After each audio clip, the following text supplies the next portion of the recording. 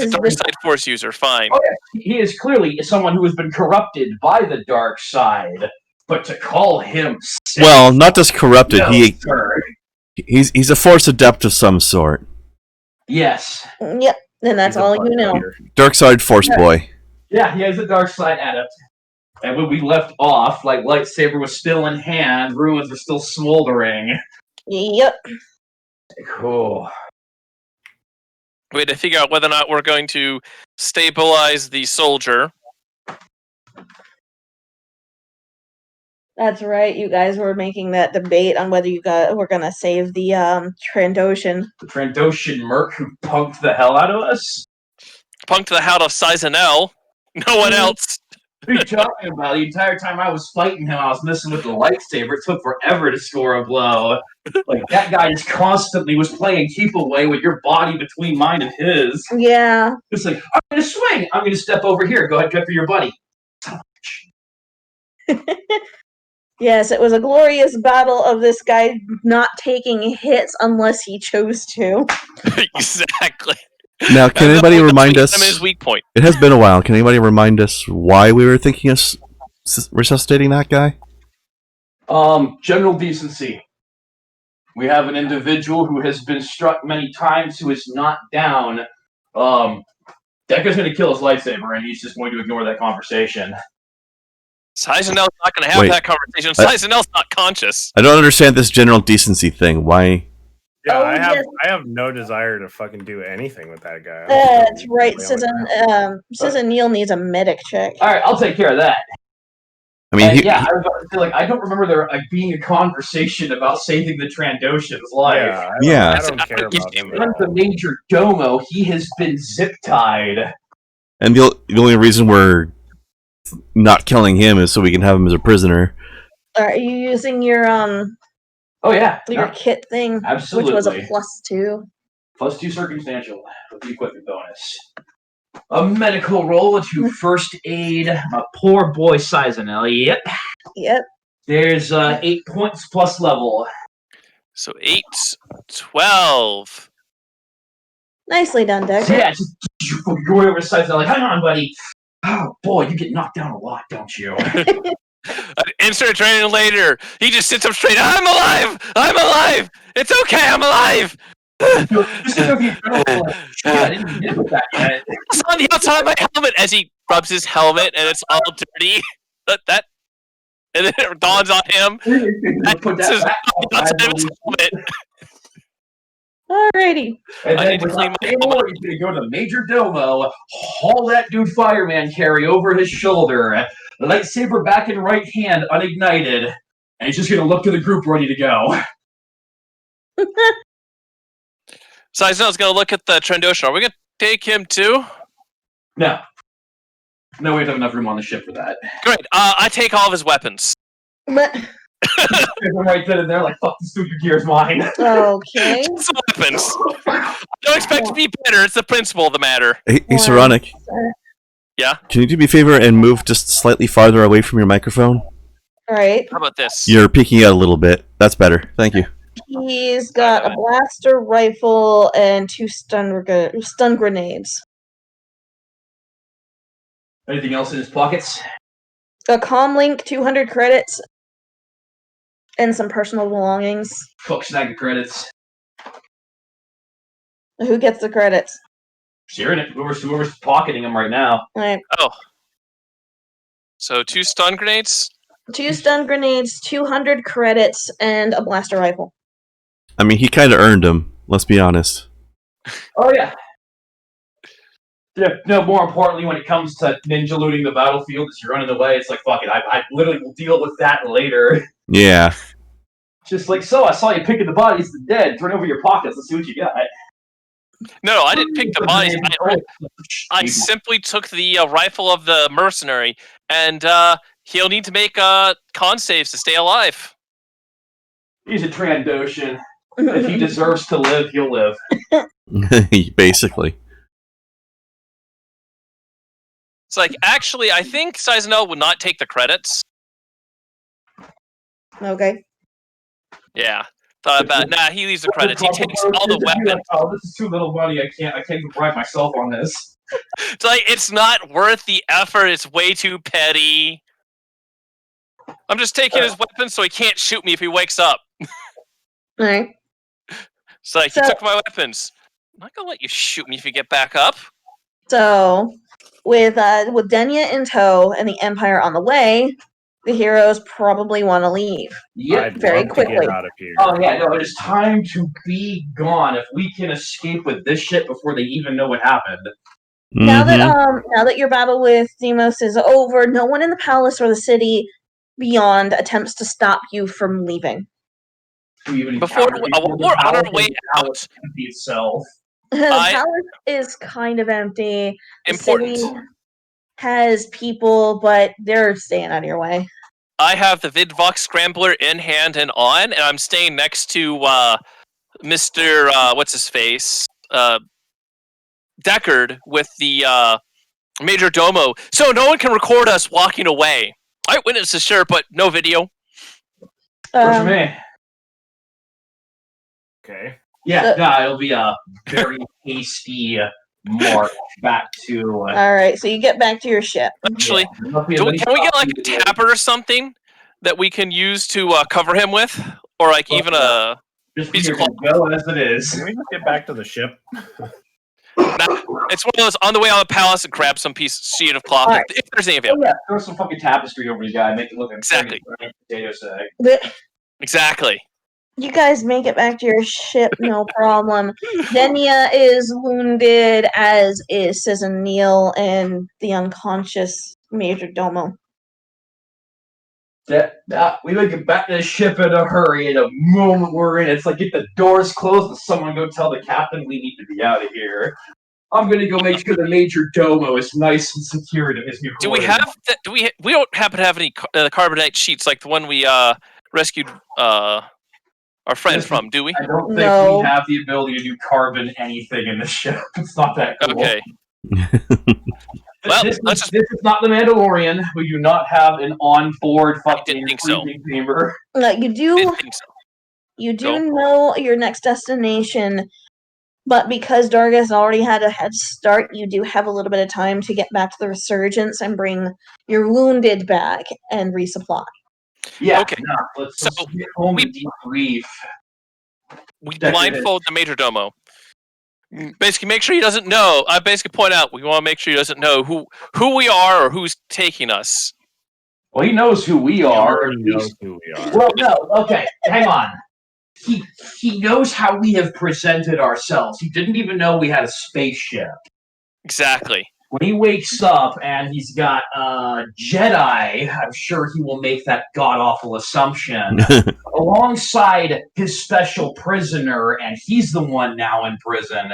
It may, in fact, completely disrupt his understanding of us as an entity. Plus, he's not going to be our problem any longer than basically this ride. So, I just want to make sure that anything Everyone? that while he's conscious, he can't tie anything he knows back to us. If he manages to Oh, report, he won't absolutely. know who would tie to. this motherfucker's going to be black-bagged in a cargo bay most of this trip. We don't have the spare space to exactly house him in a brig. And I don't know about you guys, but I do not intend on sharing a bunk with a dark side adept, even if he's gagged and bound. Yep. I think the black back's a good idea. One at a time, boys. Here's play. Holy fuck.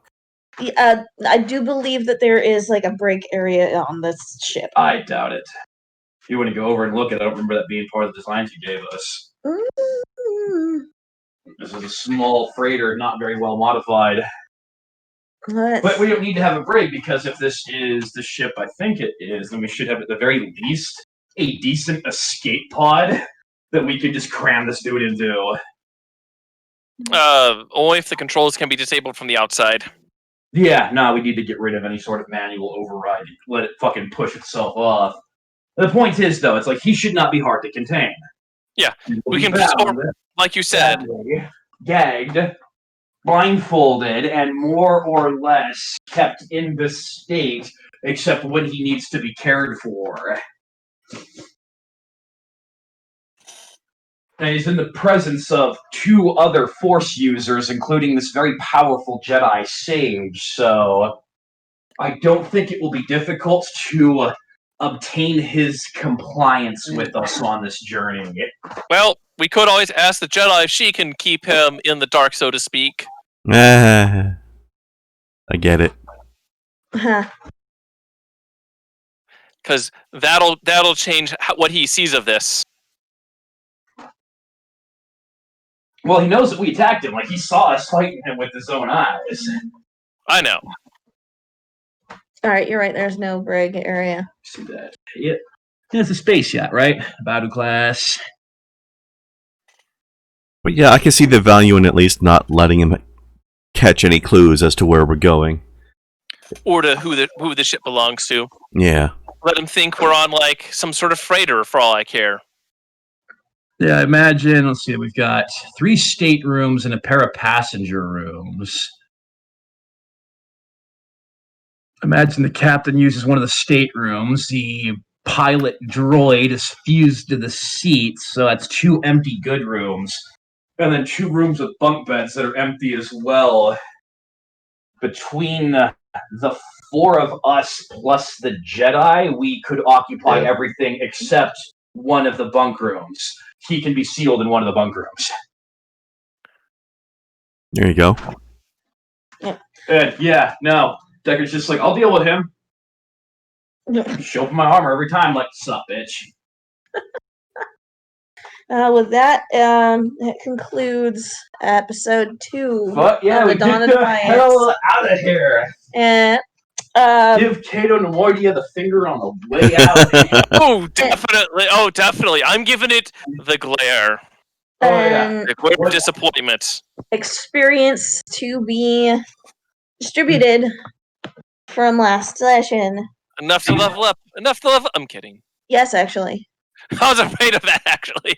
Afraid of it? What? What's wrong with you? I'm literally just hitting level 5. You hit the mark to get level 5, so you guys What's the have What's- 10,000. Oh, get exactly there? Yep, you will get exactly there. Well, Congratulations. that's convenient. Right. What's the next one? What's the next one? 20 thou? 15. 15? 15. Yep. Hi. I may have that chart memorized a little. Yeah, it's 15, and the next one will be 21. 21, then 28. Yep. Alright, since you guys have a little bit of time to resupply and heal on the resurgence. So we're just going to skip straight to it then. Spend our days on the ship, recuperating from the battles, spending more time getting drunk with Matthias. It doesn't really take long for you guys to get to the resurgence, so. And then, yeah, a couple days, boom, we're there. I was expecting more pomp and circumstance when we arrived, though, I suppose. Because, yeah, we show back up into, that fucking nothing of a system. A star with an accretion disk, and that's about it. Floating around it like a prison barge in the middle of nowhere. And we show up with 2 people in tow who were not a part of our mission profile.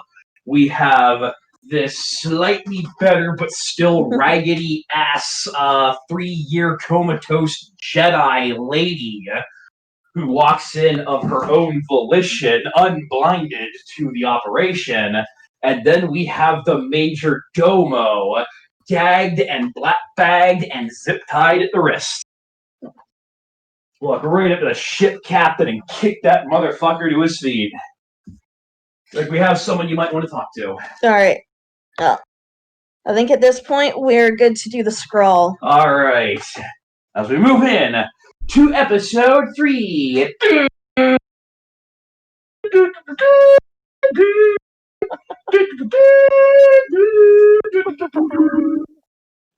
Star Wars Dawn of Defiance Episode 3, The Queen of Air and Darkness. I believe you mean the Queen of Air and Darkness. I don't have a baritone. I'm never going to have a baritone. That was just so appropriately Middle Eastern sounding, too. Like, right there, like, Turkish level. I couldn't pull that off if I tried. The search. For Me truth- neither. I only pulled that off by accident. Keep doing that one. That's a good accent. The search for the truth continues. Darga the Hutt, fleeing his palace on Kata Nemoidia, has traveled to the planet Bespin to seek refuge. Bespin, home to the famous resort and mining outpost known as Cloud City, remains free of Imperial rule for the time being, and the city teems with criminals and gamblers. Meanwhile, intrepid heroes working with the Alderaanian resistance travel to Bespin to find the Hutt and learn more about his dealings with the Galactic Empire. So that brings us to a couple days of R&R and our briefing. Yeah, you guys can heal up fully. Also, should we do hit point rolls now then? Yeah. Yes, Good yes, idea. we should. Everything. Which leaves the question: if I do take a class other than Noble, it means I won't be getting the Starship Designer until like level 9 or so, at least. That'd probably be a good level to pick it up, actually. We should be getting our own ship. Hopefully sometime around that level, so... You guys will be getting your own ship sometime after episode 3 is done. Alright. What's the rule on force points again? What? How many force points are we supposed to have again? 5 plus 1/2 your level rounded down. Okay. So you guys are level 5 So at 7. this point. Yep, 7 force points. Everyone gains a destiny point. And that's 4 hit points for me. Roll your bones, boys. Alright. So what's your dice? My die is a D10. See, I'm debating if I want to keep going on Noble, because the whole plan was to rush Noble Oh! and Oh my get god. that and be straight on that. Man, And Decker's just not had a good time the last 2 levels of getting hit points. because I'm debating if I wanted to talk to 4K, but we all got distracted and I was busy. If I want to focus on getting the ship skill so I can then get black market access. Or... That's a long time out. I cannot help you debate about your own lengthy build.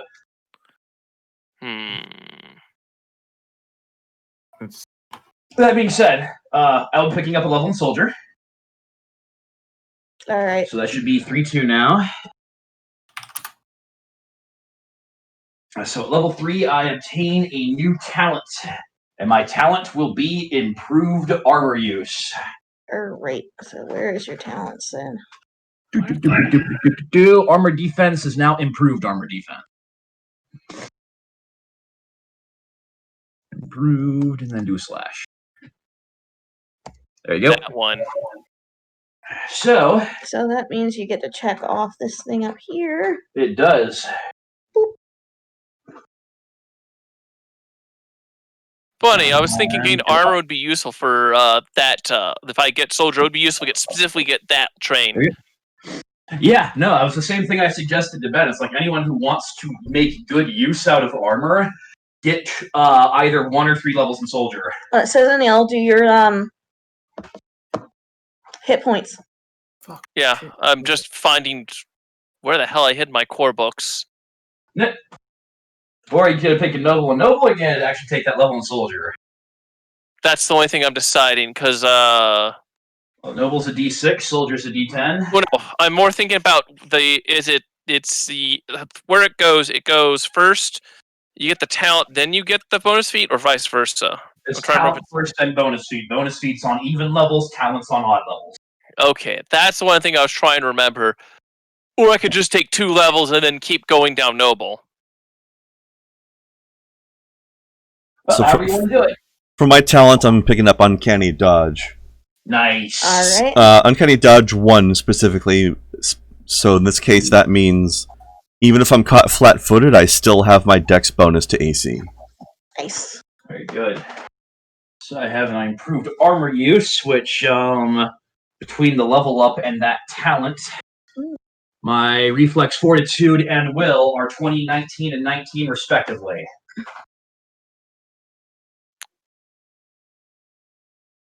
That was the jump I was waiting for. Level 3 soldier with 5 levels of character. Now it's just like, yeah. Oh, also, we can recharge our ammo packs, right? Oh yeah, on a spaceship? Yes, I hope absolutely. So I'll just call my current magazines full then. Yeah, you can recharge.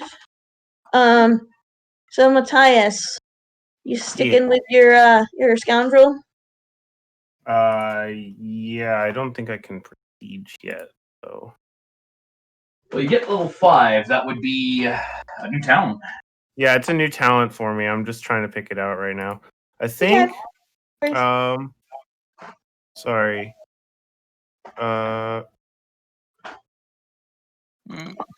Jesus. Look something up for me. Sure. Is fainting in the game? Um, The fainting maneuver. I think there's a feat.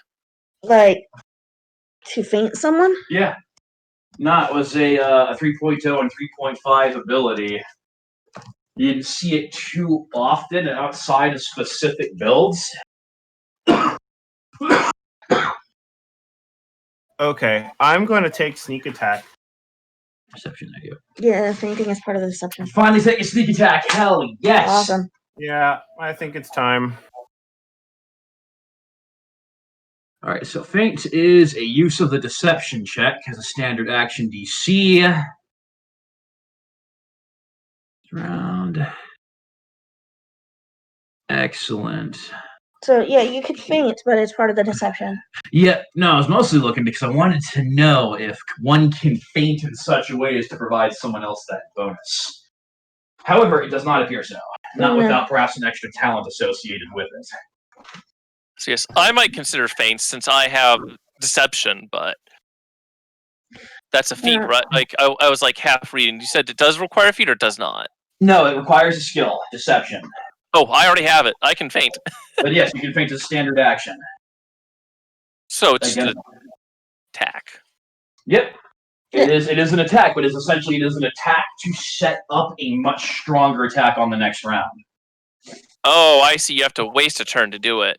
You do a standard action, and if you hit the guy with it, then your next attack against him counts him as flat-footed. Yeah. Which might be important for someone like Matthias. Yes. Well, I was asking specifically, so I wanted to know, like, if I'm in lightsaber melee or my gun shit, can I feint an opponent in order to set him up to be flat-footed for someone else? And it does not appear that it will work in other people's favor like that. Only for you. Which makes a certain sort of sense. You are literally the individual thinking, yeah. Rolled soldier hit dice. Got minimum. Okay, so now I've got a question for the group. God damn. Is everyone happy with their HP rolls? But no, that was atrocious. The entire team rolled 2s except for the sniper. And even I only got half what I could have gotten, but I'll accept mine and everybody else can re-roll as far as I'm concerned. I got half of what I could have gotten, and I'm okay with it. Yeah. The two people taking soldier got 1 and 2, and the other 2 got half their roll. Yeah, let the soldiers re-roll, please. Alright. Sniper's just like, I like my tanks to be able to die first. Thank you. There you go, Deckard. You've got a 6 now. There we go. Go. So 6 plus 8 is... God, It's math 54. 14. Boop. Math. It's okay. And Mr. Bullet. Oh, he was happy with his roll. That's right. Wait. Yeah, I'm okay. No. And then... He rolled again and got an 8. Okay, there we go. Yeah, Very well, good. I got a 7 plus my bonus. Let's be honest, if I re-roll, there's a 50-50 chance it'll get worse, so... Defense bonus starting feats. Ain't that the truth? Defense bonus. Alright, so have you guys done everything you need to for your level ups? Yep, there wasn't much to do, honestly. I get weapon proficiency with rifles. Yes, you get to pick 1 feat from the soldier list. Which is either medium armor or rifles. I'd take rifles if I was you. Exactly. Also, I totally forgot the medium armor, something to start with. I love that. Right? Good. So yeah, I remember when I picked it out. I was like, soldier first. Yes, you were. I need that good medium armor later on. That's about as heavy as I'm willing to wear. Okay. So if you guys are done with your level ups? Yep. Done with our level ups, done with our training. We've spent some time. Confirmation of how this works. So, it says when you multi-class, when you add a second class. I was reading something wrong because it says when a character takes his first level of a new class, also gains a class bonus to one more of his defenses, but the class bonuses do not stack. Does this mean they add and you take the higher of the two? You take the higher of the two, or you take one that you don't have yet. Which would be +2 to fortitude defense. Yeah. I would say Sizanel spent the last couple of days seriously toughen up. No, I spent the last few days getting all of the drugs put in my system to heal me up. Or meditating with you. And the scar tissue is real. Let's be honest, probably both. Yeah. And I have armor defense now. So I have a 19, 18, 18 for defenses. All I can say is that given that Volt just got that level of soldier, Volt and Deckard, honestly, his last couple of days are probably spent way more in physical pursuit rather than Jedi pursuit. This is a guy who's basically doing laps around the fucking flat areas of the ship so he can stay physically active, running in his armor, just like constantly working to work those joints into the most flexible position possible, you know? So while he's sitting there adjusting his stuff, making what tweaks he can to it, you're sitting there really getting into yours. It's like, yo, man, you see your armor. I haven't really looked at it before. Imagine there's a couple of days of bonding there. Well, actually, what I really want to do is get an upgrade to my armor. I want to buy an armored flight suit. Well, you have a little bit of time on the ship to resupply. Yep, and we got time before the big brief. That being said, I don't think we made a whole lot of money last time. Which Deckard is still You got paid up front. We did, and we got paid way fucking less to handle this situation than we did for a day's worth of work fighting Imperials. And I don't know about you guys, but I feel like that Imperial garrison was easier money than last mission. I know, right? So Deckard's gonna bumble about, being like, grumble, grumble, why don't I get paid as much to be a spy as I do to be a saboteur? Grumble, grumble. Why are you so mad? We basically got paid to we got paid to race pods by our target. Why are you so upset, bro? Are you sure you just don't need a drink? I need 2 drinks, one for each time someone tried to kill me. No, at this point it would be like we want extra payment for the last mission in light of the assassination attempts. We are working with an extra-planetary organization that is way more powerful than we are and that could turn us out on a dime. Let's not attempt to strong-arm the Alderaanian Navy into giving us more money. We negotiate. Even if it's requested, they tell you that they don't have any extra money for you because technically your mission hasn't ended. Rude. Once it's over. Oh Christ, once we get to that briefing, that's gonna be horrible news. If we want more money, it's like you're still on the job, dude. Yeah, you guys haven't gotten enough information about what's going on with the Hutt and his funding of the Empire and the Empire's project. Alright. So really, we are just kind of bouncing right out. There isn't much of a debrief with the captain. What are you doing? No, not much. You can give him all the information you want. Denia is seen off to the medical area to be taken care of. You just spend some time with that one. Right now, she's in kind of rough shape. She's in no shape to actually spend any time with anyone. She's going to basically be spending about a week or so in medical. Yeah, we haven't spent much time in an artificial coma. I'm sure there's some atrophying that needs to be dealt with. Yeah, she needs to get some healing. She needs to get some feeling back in her muscles and a bit of physical therapy.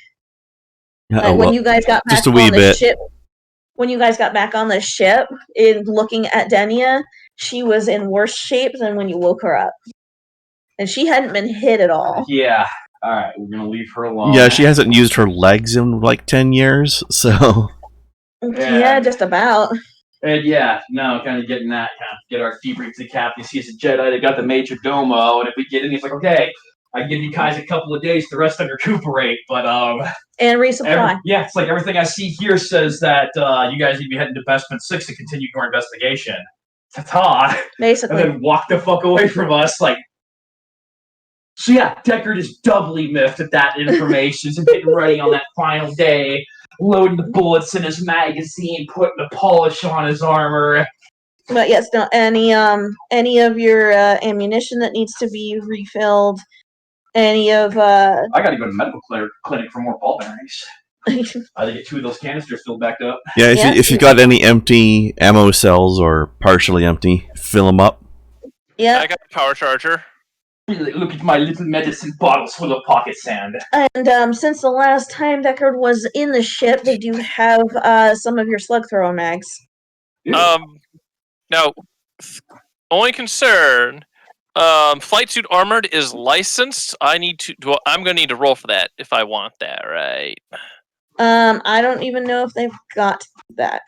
We'll need to go, so let's go to Bespin and deal with the black market there. We still have a lot of scum and villainy to deal with. Okay. And given what little we know of Bespin in the time period, presumably something we could pick up on the ship, I think we're all pretty much aware that at this time, it is a smuggler's haven extraordinaire. This is exactly the kind of place that we would expect to find Matthias before we met Matthias. Oh, no. Yeah, well, you can, given that the Hutt went to Bespin, you're pretty certain that the Hutt owns Cloud City. He kind of alluded to it, too. Uh-huh. He had control over the place after winning it from someone else. Yep. All right. That's So, gonna suck. If Only only problem we is- stuck with our cover for a little longer. with a Hutt in charge of a city like Cloud City, you know for a fact that there's going to be a lot of the underworld roaming through. Indeed. Well, you know what? Until such a time as we are attacked by the guy's minions, I think it would be best to play it like our cover's still good. Or at least see if it is. We could send one person in and see if that whole thing's been blown. But you're It's right. not given for the- us. Definitely Simple. try it. The Danger Domo was stabbing him in the back. And, Here's the thing. It's like we don't know when the Hutt escaped. We know that the Major Domo was responsible for doing some really snitchy shit with the Empire. And more importantly, after we had flipped that alarm and had gone up there, it was the Major Domo dealing with whoever that Imperial was. For all we know, the Hutt fled not because he thinks that we did anything wrong, but because he thinks that there's some kind of rampaging Jedi who was living under his feet the entire time, and he just had an Imperial liaison that was about to show up. So he wasn't really wrong then. It would be wise to presume that at least one of the reasons the Hutt fled had nothing to do with us and had everything to do with escaping the Empire the moment that sort of garbage landed on his lap. Turns out the Major Domo was a Jedi. Sounds like the story. You know, maybe. It sounds like we should just say that the Major Domo was a Jedi and we fucking murdered him. If Darga the Hutt does not know what we did and our cover is still good, that is exactly the story we'll tell him. That's amazing. Look, I even found this lightsaber on him. No, the Empire knows that lightsaber exists. I'm just going to show him the gun that I used to kill Jedi. Yeah. Like Major Domo's dealt with, you won't be seeing him again. well, that's the part's not. That sentence isn't a lie. No, it isn't a lie. More importantly, if our cover isn't blown, then it still looks like we cleaned up this dude's security messes, even as both groups fled. Will also look perhaps like the only servants he had in Cato Nemoidia who will have a long-term interest in him. We still have gas to buy for our own weapon procurements. That would be glorious. We let out his prisoner, and then he thanked us for our help. Yeah. No, You're that's, welcome. it's like, that's the thing, though. It all depends upon whether or not that guy knows that we fucked everything up there. And given that he owns the city, I think we'll find out sooner rather than later. Let's just be ready to abort. Alright, No shit. so everybody has resupplied. Your health is up to max. Which money do I have? Go on. You have. Got 3,000 credit expenditure I want to make sometime in the future. You have 5,135. That's what my equipment is worth. My actual credits are 1,369. Fair enough. Alright. Anyway, Yep. alright, so you guys resupply, get patched up, and I thought we spent a lot of time in force meditation. either way, you're patched up. Nah, I mean, when we got back to the ship, we'd spent days on the ship, the little one. You guys are probably patched up enough for that not to be an issue. Deckard is usually willing to clear his slate if that's something that needs to be done. You guys are at max health, everyone, Hell yeah. and you're resupplied. Max health, all our ammo's back up, armor's polished, lightsabers good and ready to go. The bayonets have been sharpened, and the bullets are freshly greased. And I have a blaster rifle to sell. You have a blaster rifle to keep. You're not gonna sell it No, here. I have mine plus the one I took. You're not gonna sell it here.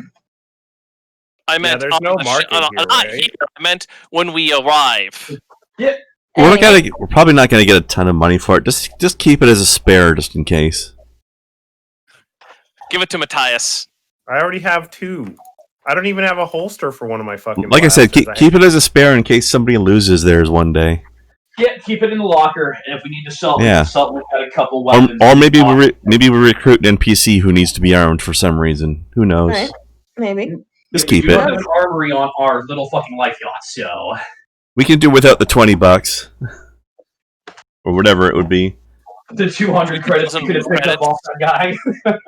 Yeah, it's 2,000 credits, man. 2,000 credits for a blaster pistol? No, it's not. Oh, rifle. No, this is a blaster rifle. Oh, Selling on Still. the black market usually means selling it way beneath cost, though, man. Well, Yeah. actually, the black market costs double if you buy, but just have to Which check we're not. or not to buy. and they quarter if you sell. Yeah. just keep it.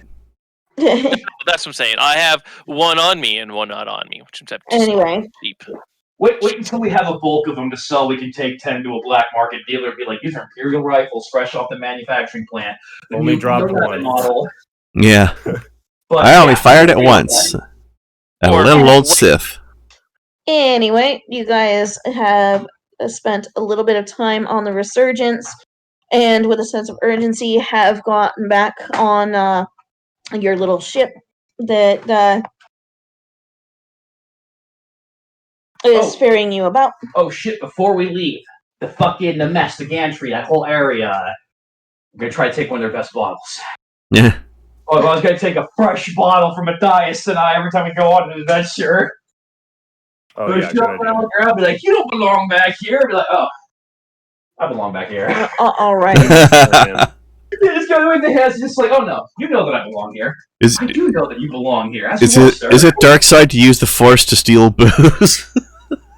I didn't use the Force to steal booze. I used the Force to make someone go away. My hand stole the booze. Semantics. Those semantics count. They really do. Force legalese is no joke. They really count. They do. They count. Oh my goodness. Anyway,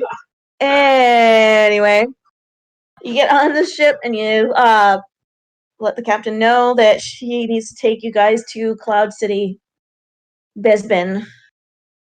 Chop chop. Great, yeah. Go deal with her. Be like, damn. How much do you get paid to basically sit here as a retained taxi driver for a bunch of miscreants? Not enough. The more than you know. As long as it covers overhead, you can eat off of it too. I'm treated very well. Excellent. Did they clean the major domo stink out of the fucking the starboard board? Starboard crew room. Because I got to admit, I think there are a couple of times I didn't get to them when I should have. Ah, I did not have a change of clothes available for the man, so I apologize for that. That rancid green skinned frog person stink. you.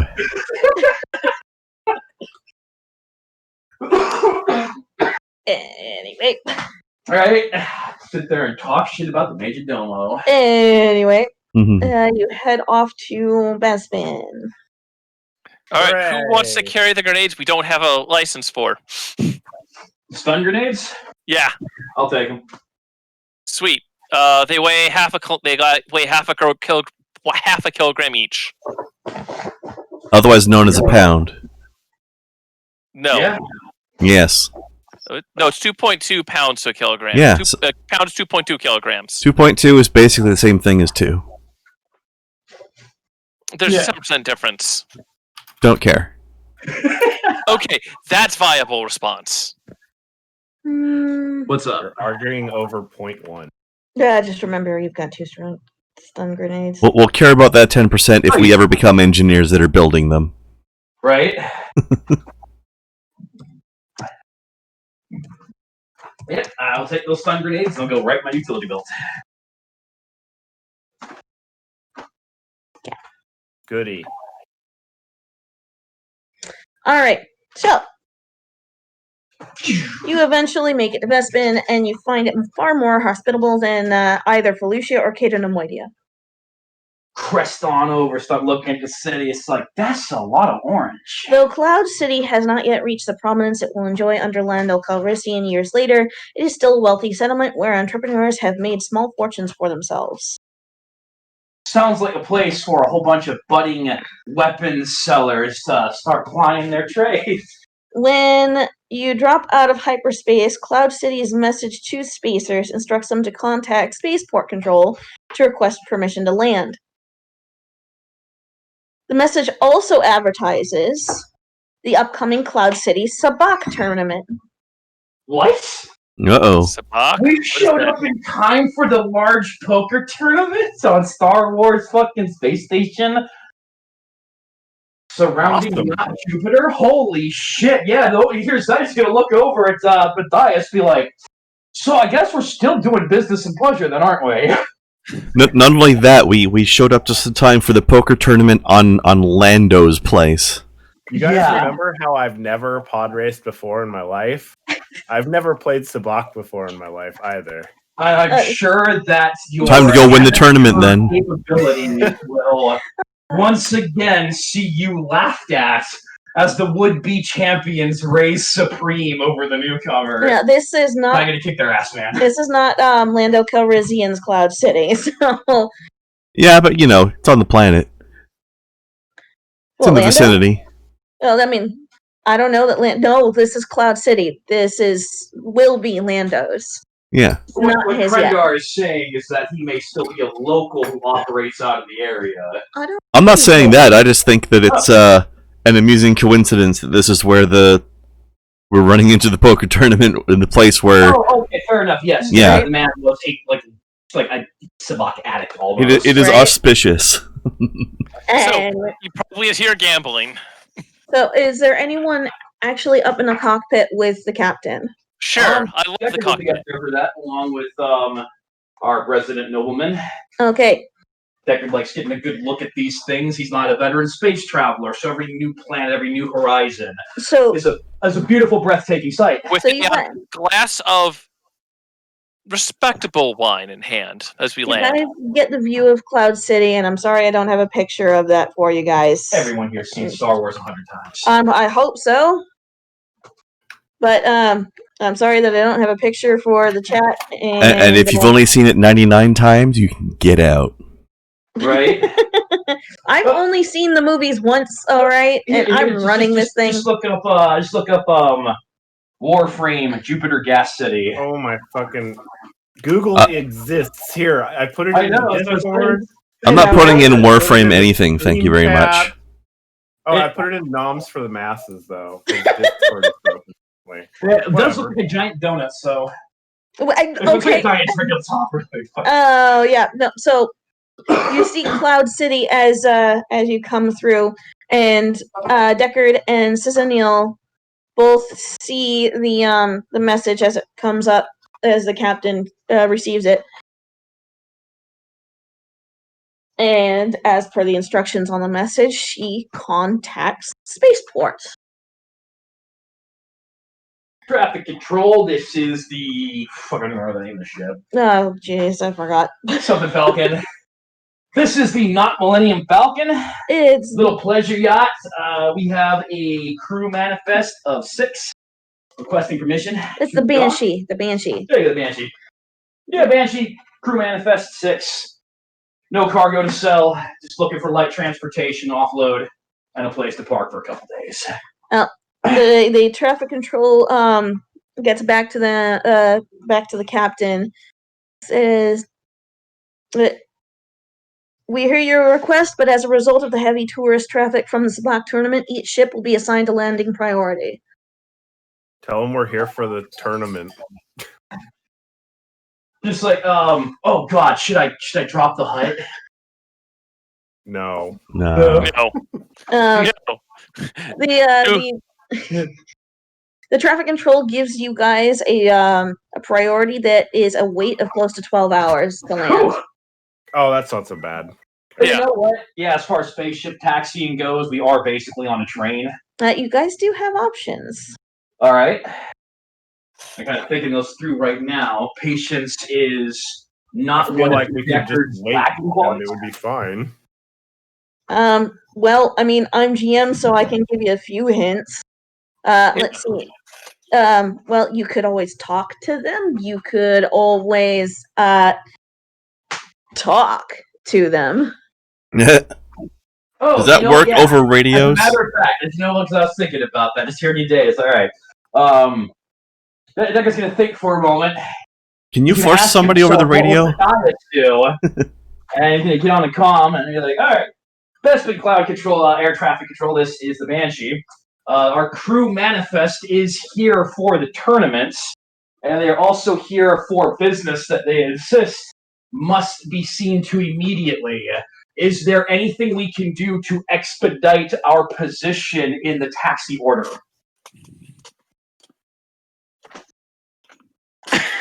I'm I like that. sure they will fucking totally be down. Oh no! I mean, first you go all official-like. You know, you be polite, you be a civilized gentleman, and just be like, okay, we understand that. However, we're not here as tourists; we're here as businessmen. Well, the authority it takes them a moment, and they come back on saying, "We hear you, Banshee. There will be a small fee Oh god. to Mhm. expedite the process and move your priority up."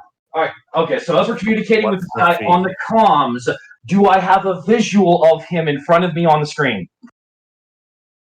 Is there an on-screen thing, or is this an all-audio conversation? That's all audio. Damn it! Oh, you really were gonna fucking force you him, weren't I didn't you? even know that was a fucking thing because I had missed the pure opening of the uncut fucking Star Wars Episode 5 to see Vader force choke a motherfucker through the screen was like, okay, that's bullshit, but holy crap, I'll take it.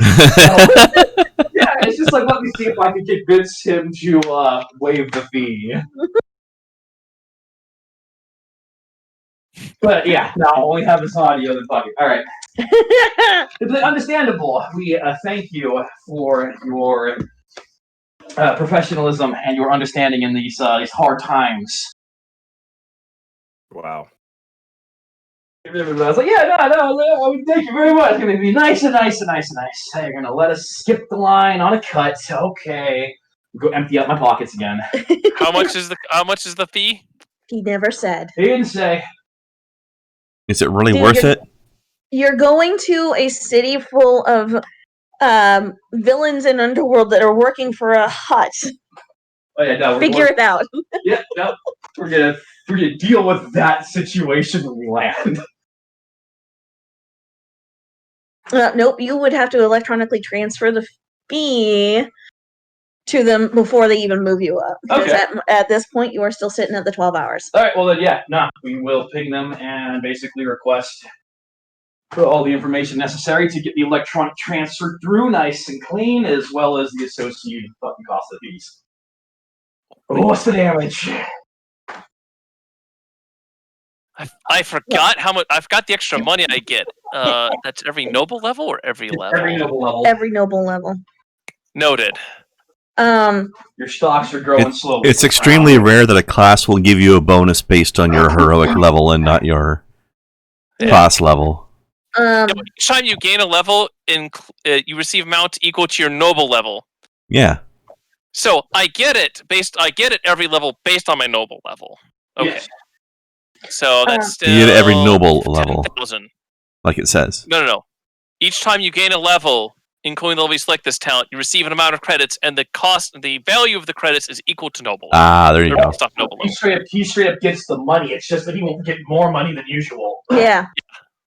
So Well, that's you- an extra you- 10,000 right there. Daddy didn't give him a raise yet. Got it. Yeah, the stock market's moving along slowly. I mean, I'm kind of out of contact. They kind of need me to get things moving, so things are being moved around elsewhere. It's But it fine. also means that your character has 10,000 more credits to his name, and he's in the cockpit with me as we're having this conversation with flight control. Well, you guys get information on the electronic transfer, but he kind of waffles on an amount for the fees. It's time to play Guess That Bribe. Can I roll? What's the skill? We're here to play in a fucking gambling tournament that's basically the World Series of Poker. So Would it we be- probably shouldn't aim low. What's the prize pot of the fucking tournament? I was gonna roll perception to figure out what Perception. he wants. Perception. Persuasion. No, I can roll persuasion to get him lower. That's when you have to roll perception and persuasion at the same time. It's like I got deception, perception, persuasion. I got beans. I'm looking greens, at perception tomatoes, to make potatoes. sense of he's ruffling, so I want perception to sort of ballpark it. You name it. What is he looking for, even if he's not saying it? Yeah, he said he's waffled, so what are the numbers that he himself has proposed? But he never actually said any kind of waffles. He just kind of lists No, he didn't say Waffle House. names of well, there's the shifting of your position in the order and making sure that we've got a clear space on our landing platforms. So and we have gone from this being an overboard transaction to him suggesting we make a donation somewhere off to the side. And he won't tell us how much. Which means that, yeah, Krendar's right. It's guess that fucking bribe. I mean, that's how these things usually go, right? Can we look up the information on what the big pot is of the tournament? let's see if I can find it. Yeah. 'Cause I know I'm pretty sure that it's in here, but This is basically keep putting bills into my hand until I say stop. let's see. Here is a tournament. Let's see. Otherwise, if we can't get down there with this maneuver, we just spend the next 12 hours brushing up on our stocks. All right. I mean, off the rate, I suggest. Do you think 2,000 is going to be too much? What you can do, Yeah. Ben, Yeah.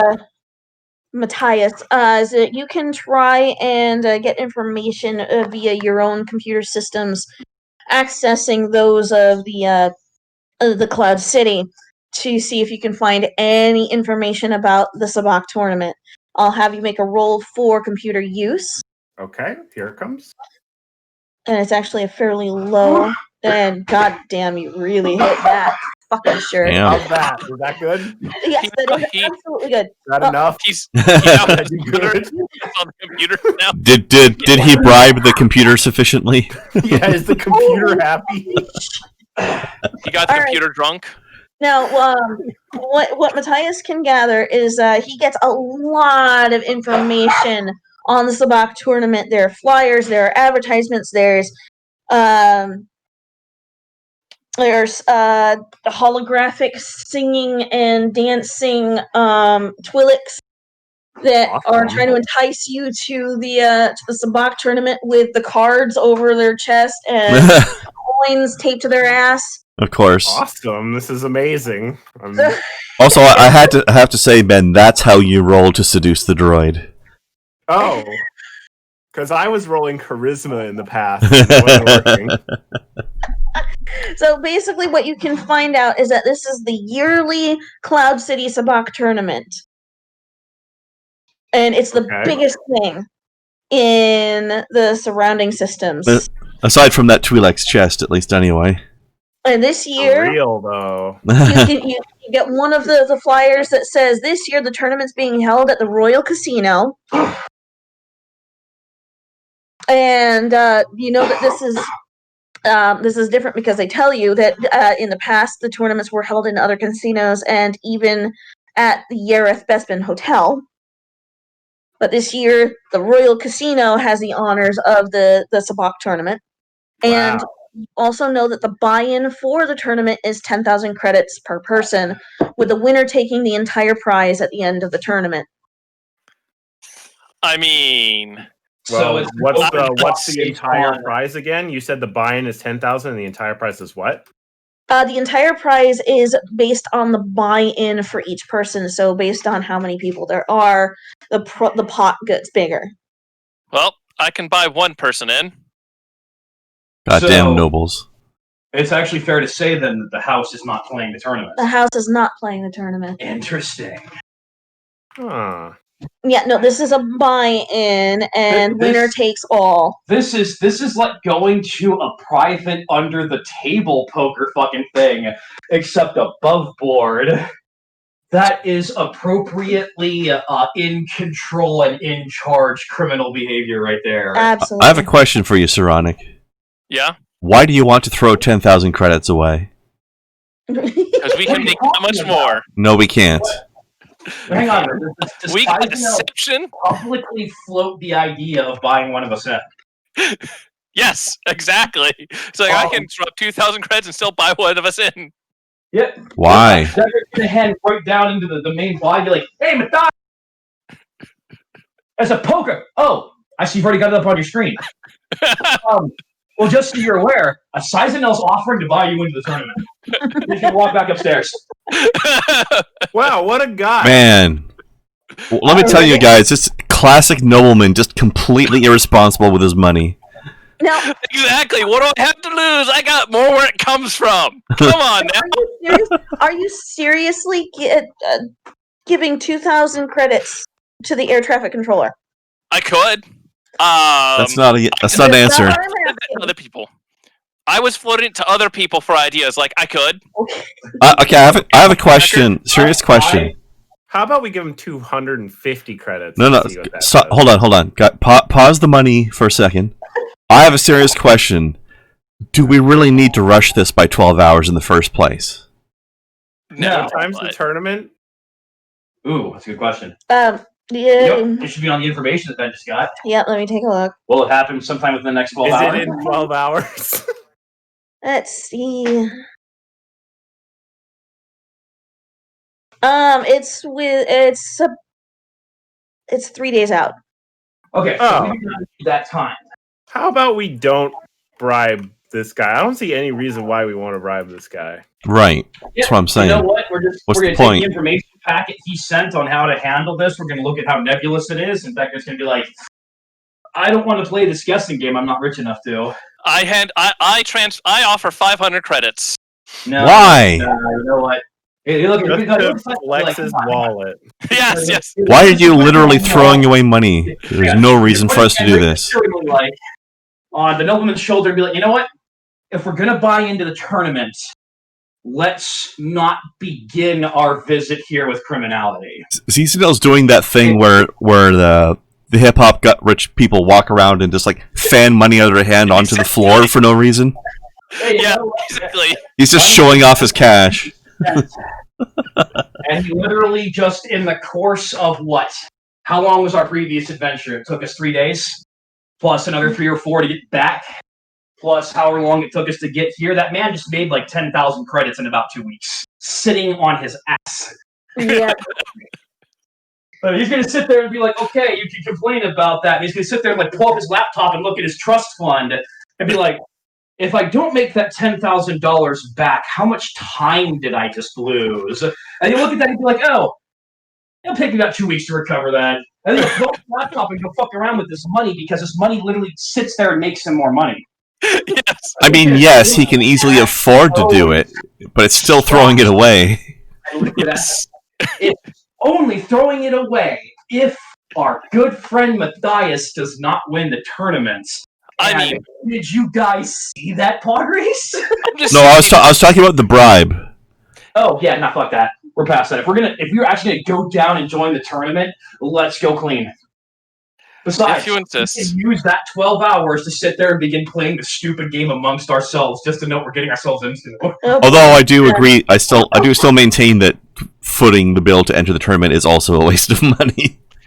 Listen, all I'm saying is that if other people throw it in, both me and Matthias can go in. Well, here's the thing, Fuck guys. no. So, let's be honest here. We are expecting to encounter the HUD again. And under, anything resembling lucky circumstances for us, he will not think of us as enemies. Showing up and playing in this tournament will be a way that we continue to establish ourselves in front of that creature. Now is time for us to show him just how large the pot that we control really is. If we're still working the investigative angle, we are now here under the presumption of getting a look at his mining operations. That's true. That's a point. We need to flaunt the cash so he believes that we have it to spend on his gas. Good point. Exactly. Good point. Man, his farts really are expensive, aren't they? They really are. It's awful. I mean, here's a question. How much do I'll have to figure out how much gems and art are going in this area. The trade goods. Buy something pretentious just because you can. No, sell off. I have trade goods to offload. How do you see if I can make a profit? Honestly, we're here on business and vote.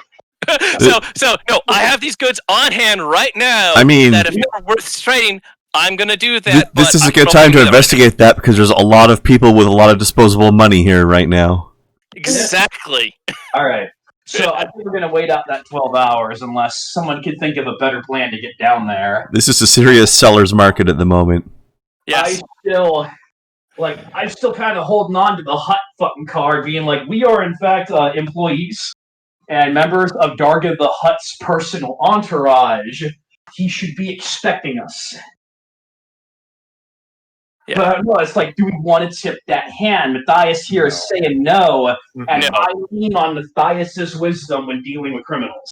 Look, he has no idea what's going on. So until we can reconnect with him, if we just go around flaunting his name, we're probably going to offend him. Makes Exactly. sense, all right? All right. So So you guys wait out the 12 hours. during that time, can I check the market for luxury goods, specifically if I about what the market's like for me to sell off my gems and art? You're on Bespin. We should have computer access to their net. Exactly. And be able to get access to public information. Public market information should be available, hopefully. How Well, strong is your Google Fudo size? all right.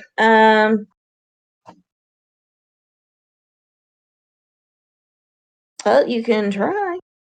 Yeah, roll a computer check, I think, right? Yeah? Yeah, to be used computers.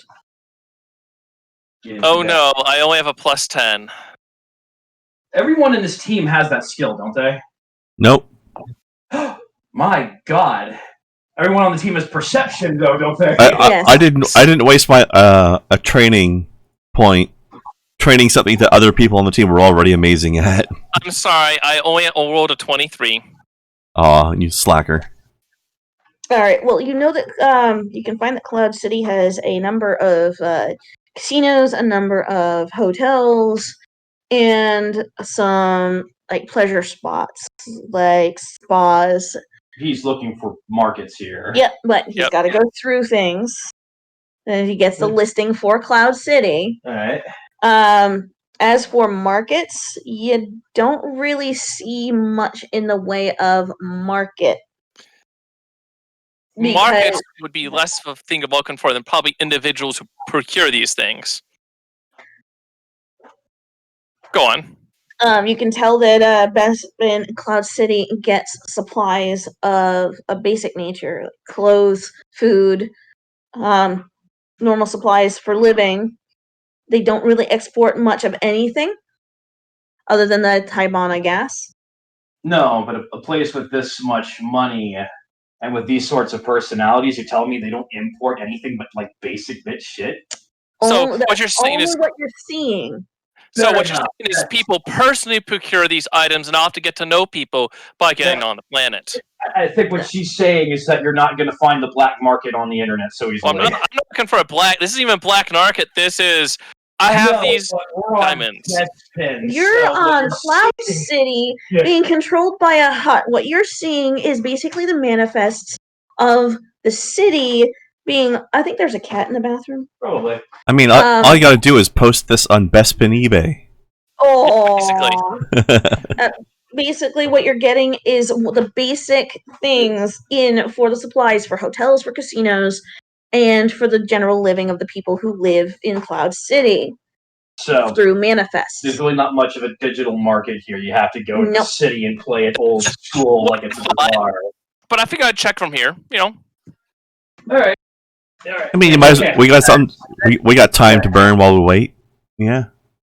Answers a few questions for me. But yeah, no, looks like if we're going to do any kind of marketing of any kind, we have to get to the place first. Yep. Damn. All right. Oh, shit. Here, I was about to start looking at things myself. Like, fuck it, we got time to spend. All right, so... any play some other Substack. right ideas from the lot of us to move down quicker? I don't see any reason to, honestly. I feel like fine. All right, yep. We will. We'll spend that 12 hours. We'll taxi. All right. Deckard will relax a little bit since we are not going down nearly as soon as he was hoping. Take that helmet off, go find a table, go bust out the good booze, and see who joins them. You had me at booze. Hell yeah. Always. Dias and Decker at the table. Dip, dip, dip, dip, dip. So, you didn't pod race before. You didn't play poker before. You have not lived, have I you? say, friend, that if you win the poker tournament, the Force is clearly with you. Oh, I hope that's only a good thing, because I don't know. I got a bad feeling about this again. You know, not the poker tournament, but like what we're doing. You know? Oh, yeah. He's like, I'm not sitting here in my armor still because I'm comfortable. Now flexes a bit, rolls his shoulders. Like, damn, it's a good fit these days. I don't know. What are you expecting? Got the hut. Any potential trouble that comes with that? Empire's not here. Lots of criminals are. I haven't been around space long enough to make any enemies. Do you know someone here that we should know about? No, I mean you guys know that I fucking literally only lived on a space station and basically like shoveled garbage to survive. Hold on. What would Like- be knowledge to know people around here? No, I'll best I with galactic lore. Bureauc. The only thing I'm changing is bureaucracy, Is there bureaucracy any- technology. Well, galactic lore, if there are any very important people here that would be known just because they're known, then that would count. Like, I want to make a noble check. I'm kidding. I don't have that talent yet. I just like I don't know. This is the nicest place I've ever seen in my life. Like, It is kind of weird, isn't it? I feel like shocked that That is that sadly people live the way they live here in the environment that they live here, which is still a dangerous environment, I guess. But like, I don't know. I feel like the living on space station sucks balls. Looking I've done around it my here. entire life. Yeah, see, you know, Matthias, I don't have that frame of reference, but I get it. My entire life is spent on a moon. You know, fairly low gravity, big forests, but there's nothing to do. It's boring fisher town with the ports and some hermits living out in the middle of nowhere. It's almost beyond me to think that you could have a structure like this over a gas giant to begin with. I spent my entire life looking up at a gas giant. We were told nothing can survive on those. And here's this. Yes, a very inhospitable environment, and yet it's a giant casino. I almost want to hit Sizanel just for his rough association with this kind of lifestyle. I know, right? God, Well, you can beat There's like a really sharp look. He's like, you really like sat there and just like recycled materials on a space station for a living? Don't they have droids for that? Yes, they do. It's like, damn. So I knew that wealth disparity was a thing in the old republic, but I didn't realize the space stations weren't all built to the same standard. well, some space stations are better than others, and like when you get into like areas that don't see a lot of attention or inspection, when droids break down, like there's sometimes like an indigent population on the space station, because some space stations have been around for hundreds of years. You know, my parents raised me on the space station. They taught me everything I know. Why do you think I know how to use a fucking computer? It's like I didn't go to school for it. It's just like we needed to know how to use these things. Fair enough, man. It's kind of the same thing here. They didn't teach you that in school? I never went to school. Yeah, that could be like, no. That's horrible. I didn't That's go to school unacceptable. either. It's fine. I don't know why people place so much importance on school anyway. Life is the most important school. So I think the importance is the very refined education. It's supposed to provide a higher level of technical competence. By the way, Sizanel, remind me, where did you learn how to do first aid? A butcher shop? No, in the what's the word? Derosian Scouts. So on the field or through a book? Because man, Did you actually get your badge in that? I expect to become the team doctor, but I think the last 3 times I watched you do that by the book stuff, it just wasn't working out. Yeah, it was a little different than the books, I'll admit. It caught me off guard at first. Hey, the biology's weird. Biology's always weird. Let me tell you, human biology is the strangest thing. To which the Solistan is just nodding off to the side. Right? Yeah, it was like, I've already asked you where you've learned to shoot. You refused to tell me. And I am fine with that. Men are entitled to their secrets. I learned to shoot behind the trigger of this rifle. That's a good way to learn. You know what, Decker will not raise a glass to that. I think that's how everyone here learned to shoot. But damn. I was on this side of the rifle and the Imperials were on the other side. That's how I learned. Shooting stormtroopers since day one, then. I mean, probably not literally, but that's still a fun way to say it. Having a high-value target is good motivation. Imagine having something to protect is good motivation, too. Indeed. At least I hope it is. It's my motivation. There's a lot out there that still needs to be protected. I'm just thinking of home. I don't actually know much about what's... Like, out of character speaking, I don't know much about the situation on Sullust, but I think we can all agree fuck the Empire, so... Yeah, right. Oh yeah, no, this whole team is already there. They either came in that way or got there very quickly. Mm-hmm. Well, you know, when you're introduced to stormtroopers by shooting at them. Yeah. You tell me you never seen a stormtrooper before that day? No, only Imperial Army. Just the plebs, eh? Yeah, I've literally never saw. I honestly thought they were way tougher because in the holovids they look like they're insane. But That's Imperial propaganda for you. Yeah. Seriously. The criminals were tougher than the stormtroopers. They need to be. Tougher than some of them. We definitely had our trouble with one or two. And we put them down all the same. It's like, oh, that's just the thing of it. With the Empire is coming into its dominance here. It's like the old clones. I don't know if they're making any more of them or not. All the recruitment drives you see for the Stormtrooper post, I think what we are seeing right now is an influx of very young individuals given a nice shiny suit of armor and told to go terrorize the locals into compliance. Oh no, that's fine.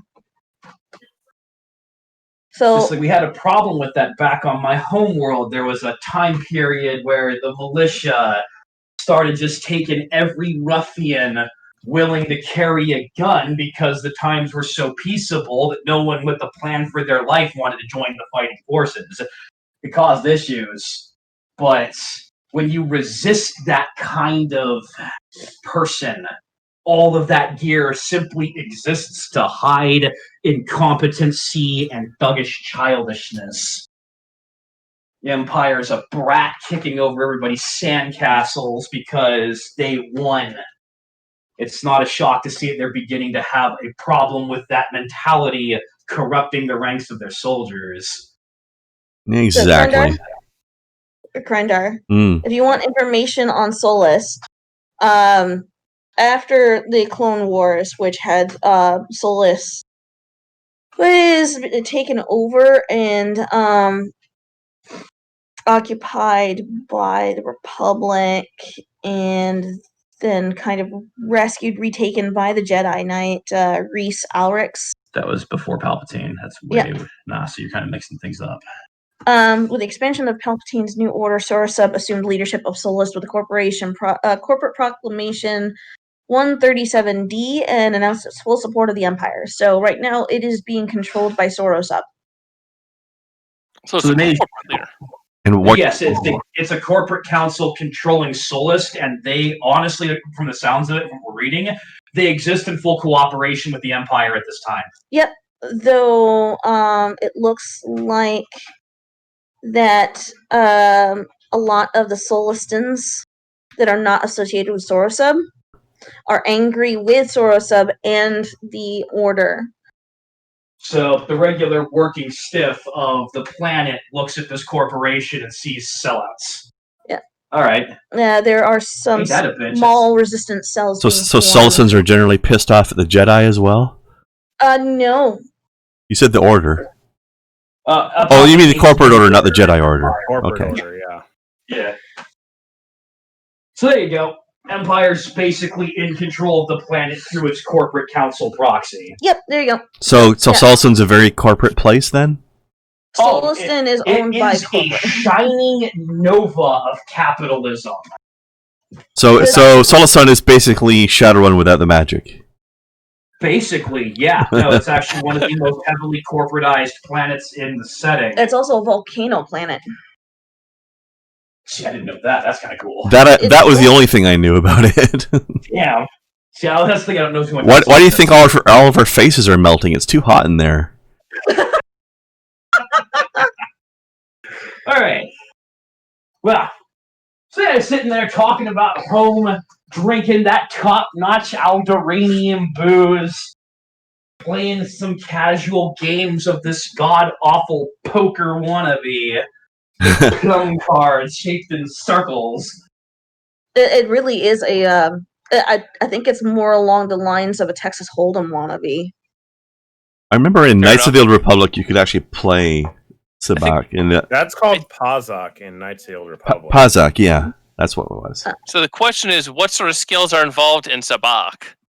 It is. Probably. Are they actually That two is- different games in Star Wars, or are we just messing up the name? I have no idea. There are a few different games. I'll look it up.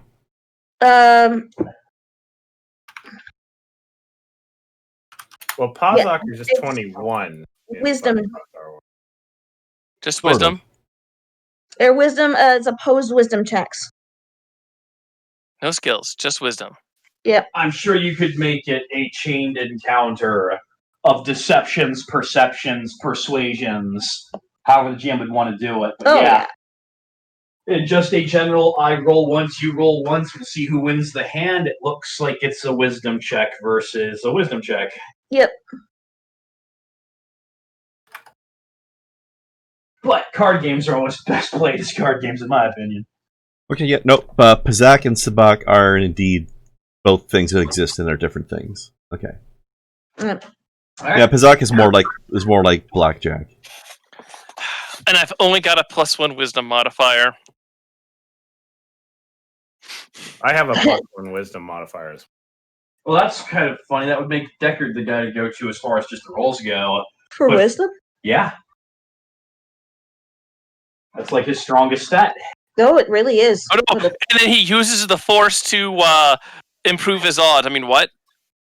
Just rolls to use the force check. What? I don't know how you can do that. We can roll what? No, What is he? that would be, like, he's already been somewhat reckless given the time period. That would be ridiculous. Yeah.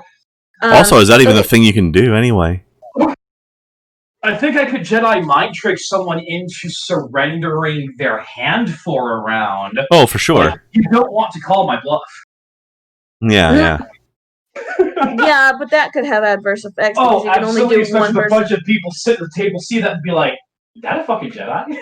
But on the other hand, I'm pretty sure you can't predict entropy or manipulate it. So No, No, I do not. I think he could- Clairvoyance. Predict it, but not.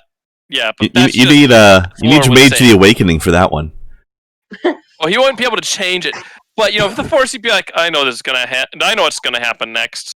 Anyway, No. you spend 12 hours on your ship talking, drinking. Researching shit. Gambling. Fucking equipment. Eventually, you're given the leave to move and dock. And your arrival on Cloud City is unlike anything on most other worlds. The approach path given by the spaceport controllers takes you on a beautiful tour of the city. So anyone looking out windows can see just how beautiful this Cloud City actually is. It's obviously meant to show off the planet's wealth, and it finally brings the heroes into land at one of the many civilian docking bays. Glimpse on your approach.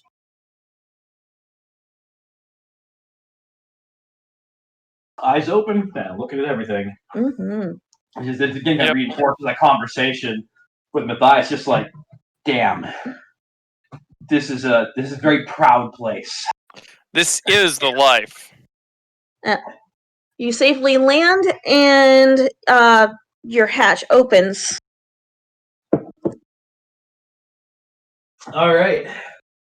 Well then, let's go see what trouble we can stir up. All right. Are y'all leaving? Yep, I'm gonna take standard field sets. So let's mark it off. Not exactly bring in the entire locker. All right. Yeah, I'm just gonna bring same thing I always bring. All right. Yeah, Armor check, rifle check. Not all the mags, but some of the mags check. yeah. Am I allowed to bring my rifle here? If they Yeah, want us no. to check them in at a certain place, I'm sure they'll tell us. Yeah, you're allowed to carry weapons on. I mean, I want to know ahead of time because if they want it to be checked, I'll just leave it on the ship. But Well, you don't know yet. That's something we probably could have looked up when everyone was looking at the information. that's what I'm getting at. Yeah, Yeah. like we could have looked this up ahead of time. Most cantinas will require you check your weapon. Yeah, probably. This is also worth remembering is that this is run by a hut currently. This is not the civilized bastion. Yeah, that's why I figure it's a valid question. If I'm allowed to bring my rifle, then I'm just bringing all my stuff. Because I don't have anything overly bulky anyway. We don't need the fusion lantern. It's right there. That stays behind. The binder cuffs can come. Cells, antitoxin patches, bayonets on the rifle. Probably don't need the all temperature cloak. Pistol comes. I keep the cloak just because fashion at that point. That's good. Utility belt. We'll leave the medikit backpack behind because I'm not expecting trouble on Bespin of that variety. Okay. Stun grenades will come with.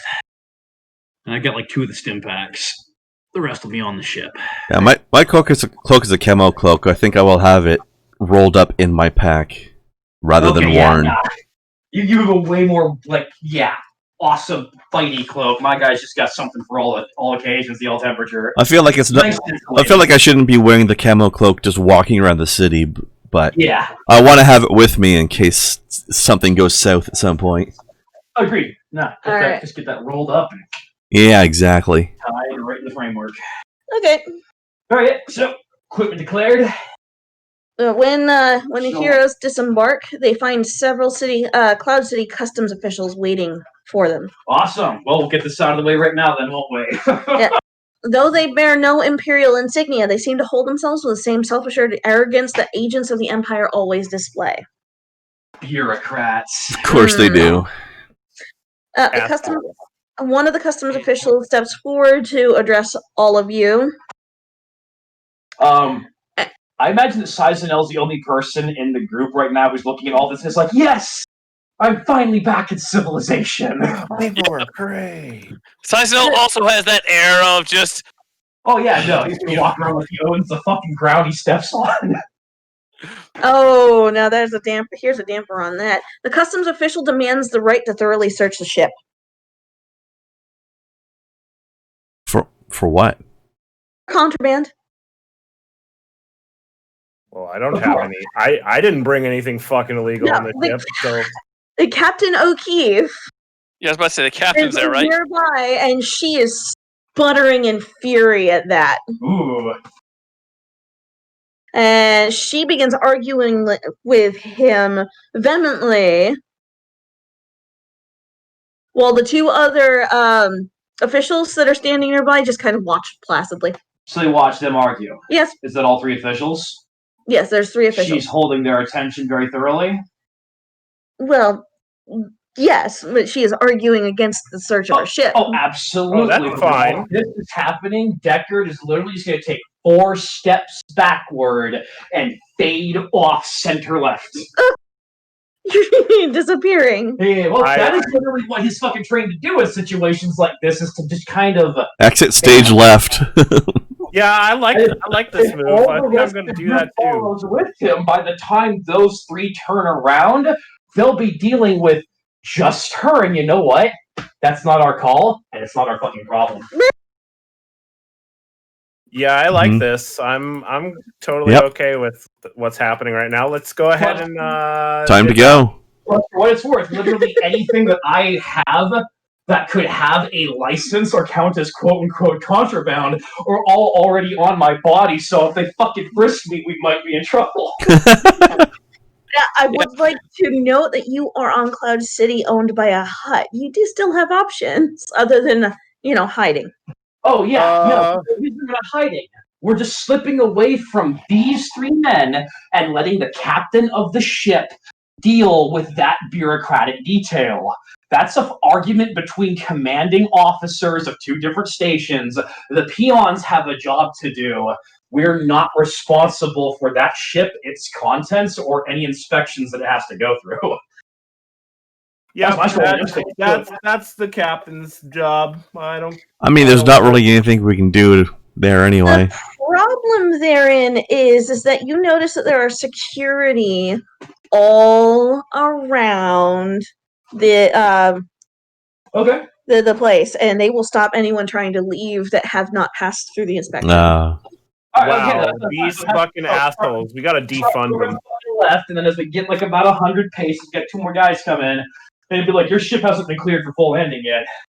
Be like, oh, Captain O'Keefe is currently settling that with the commander right now. The inspection should begin momentarily. We should be fine to go. No. So no, you don't understand. The problem is well in hand. We are clear to go. Flash his hand. No. Ready to let me roll? Nah. I No, mean, they have very strict orders, and they will not. Do they have those little robot chips in their head? Because that might explain why they could resist like force. but it sounds to me more like it's a you can't make them do No. something It is, that you they cannot make them do something that they would not normally.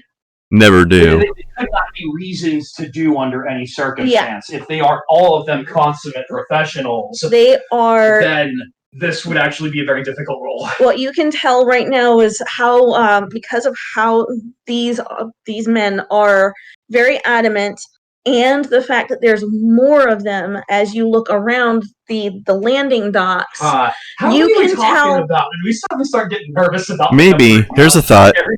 Here, There's about 4 per landing. here's a thought, Connor. Maybe target it at the inspectors instead. There are enough ships down that there's definitely the backlog of waiting people to get in. Oh, like there must be dozens of these guys. Yeah, there are dozens, and I mean you that. can I mean tell- like the 2 or 3 guys that are arguing with the captain. Oh yeah, no, I understand that. It made my throw here, and I can't fucking convince the peons to give it up. The captain will likely be harder. Assuming that we have a captain who kind of enforces this behavior rather than exists in contravention to it. But you can pretty well tell, putting 2 and 2 together with the increased security and how hard it is that they are not to let you through. You can tell that security's been beefed up because of the tournament. Tournaments, and we have the Hut here who's recently come fleeing from trouble. So if he's expecting problems, he can scream through this very area. You know what? Mm-hmm. You know what? Your Decker's gonna look at Matthias. Should we play the card now?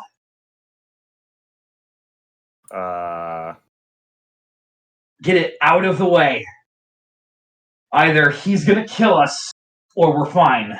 And we'll find out right next to our spaceship if we gotta run.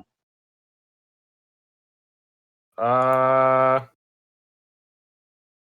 don't know. I It's feel like risky. name dropping him is a bad move. Here. Not to say that he's expecting us, but instead to go to this individual arguing with Captain O'Keefe and saying, we are employed by Darga the Hutt. We have come looking for him in the aftermath of his unexpected departure from Cato Nemoidia. Is he in? And then drop our names and see if he runs them up to Darga.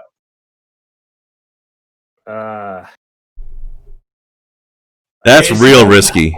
I don't think that the risk really is going to pay off the reward. The inspector can keep arguing with the captain, and they can fucking figure it out. Yeah, I'm not. Decker's gonna turn his head down a minute.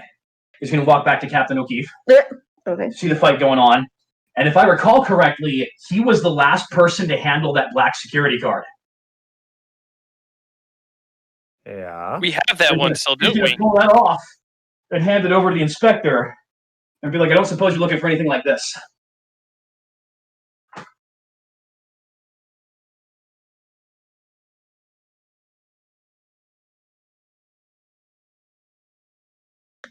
The security card. That black security card, be like, I don't suppose you're looking for anything like this, and hand it over as if it might be an item of interest, say perhaps a very contraband or something that the guy could be looking for. Yeah. Like, boom! But if it's the same sort of security card, and if only Darga's favored have it, this is the badge without a name drop. The customs agent looks at the card and he said it looks to be a type of security card. None of the one that does not match any of ours. So why do you bring this to my attention? Just to make sure that it's not going to be a problem. I keep security cards on me and puts it right back in his pocket.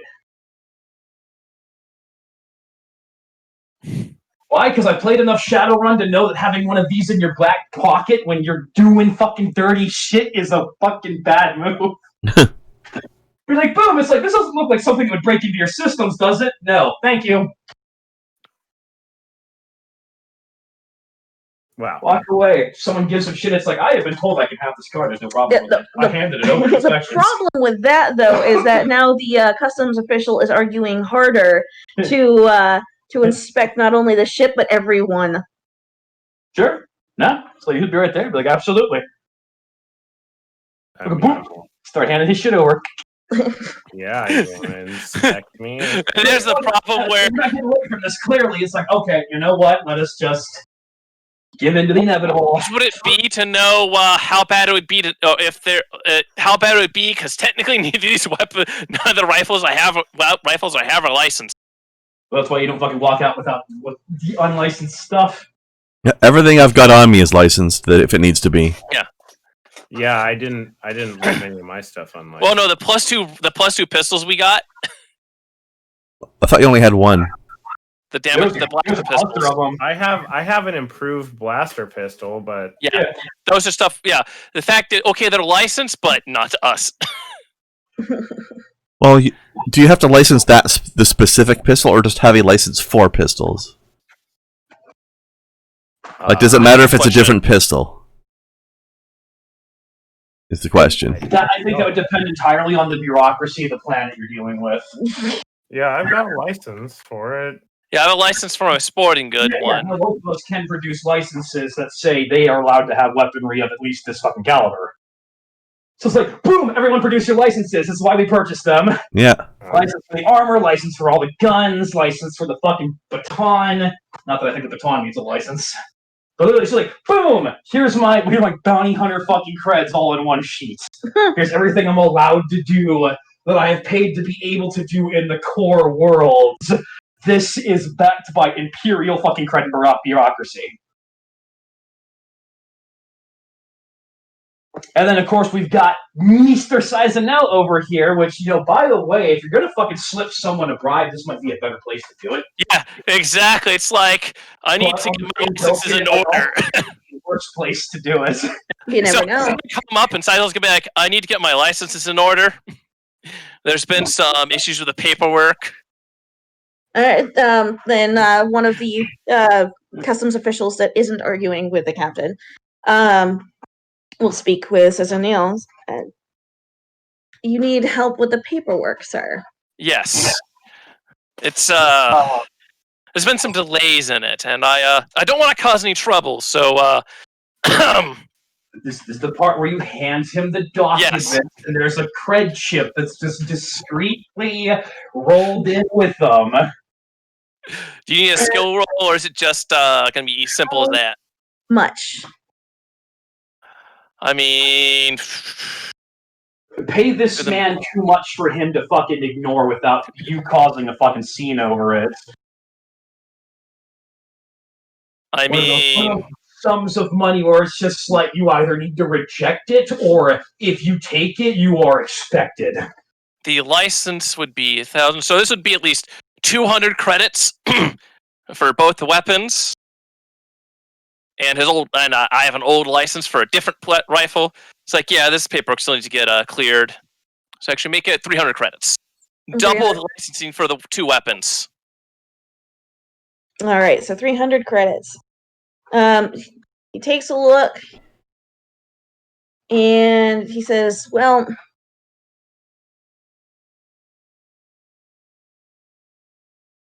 it's not all in order, and it's going to take a little bit for me to see if I can track down the leads for the paperwork. You do notice that he's taken the creds. I mean, I can produce another 200 creds. No. You've given No. him what you're going to give him, and you've handed over the paperwork. Yeah. It's like, of course, if you need anything, please let me know, and I'll do my best to get everything in order. I apologize for the difficulty. I know how hard your job is. Well, with the paperwork as is, and the effort and the red tape that I would have to go through to make sure that everything is in order, even though paperwork has not been gone through on your end, we will still need to confiscate your weaponry as contraband. Even the license stuff. Well, so do you need it checked on the ship? If you want, I can just leave it on the ship. It's not a big deal. It will need to be confiscated, which is part of why we will be searching the ship. Any contraband will be confiscated and locked up, processed. It's like the worst of what you can find you've already had presented to you. All you're going to find in there now is empty alcohol bottles, ball bearings, some clothing, and a couple of lockers with knickknacks in them. I'm afraid that everyone that comes through that has smuggled things has said something similar. Fair enough.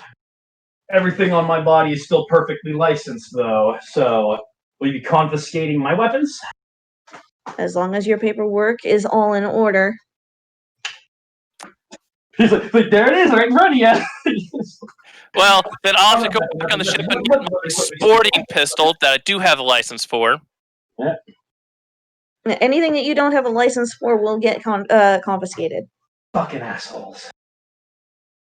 What's the procedure for the return of the item? You don't. It's contraband.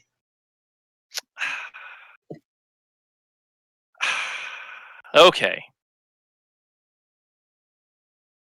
No, That's fine. Well, hang on a minute. Because the guy took the money. Mm-hmm. Hmm. And at this point in time, he has not made to remove anything. He is being very conversational, very genial, has taken the money, but has told you that even with that, he's still bound by the rules. Wink, wink, nudge, nudge. Yep. You didn't pay him enough. But to say, So, yeah. That's what I say. I was going to slip more. So, is another. I have another 200 in my hand. I'm kind of counting it out, and then I look at him as I'm counting out the 200. Decker's gonna fucking remove himself from that scene by about 30 paces and go pay more attention to what I we're don't doing. count it openly. But I'm just gonna drink wine. I think this is where there's a my hand and just hand him over to this guy in the middle of broad fucking daylight. No, you're right. I'm trying. There is a skill roll for this usually because All right. under restricted objects table. Where he's being genial. He's opening up conversation, play into it. He's talked about the difficulty there will be in getting the process moving along. Ask him if there's anything you can do to help him clear some of the obstacles in his way, so that we might be able to walk around with the stuff that we absolutely legally own. Yeah. I did ask him that question. So, do you want me to just speed this up with a persuasion check? It's on you guys. For security license or illegal means to bribe an official.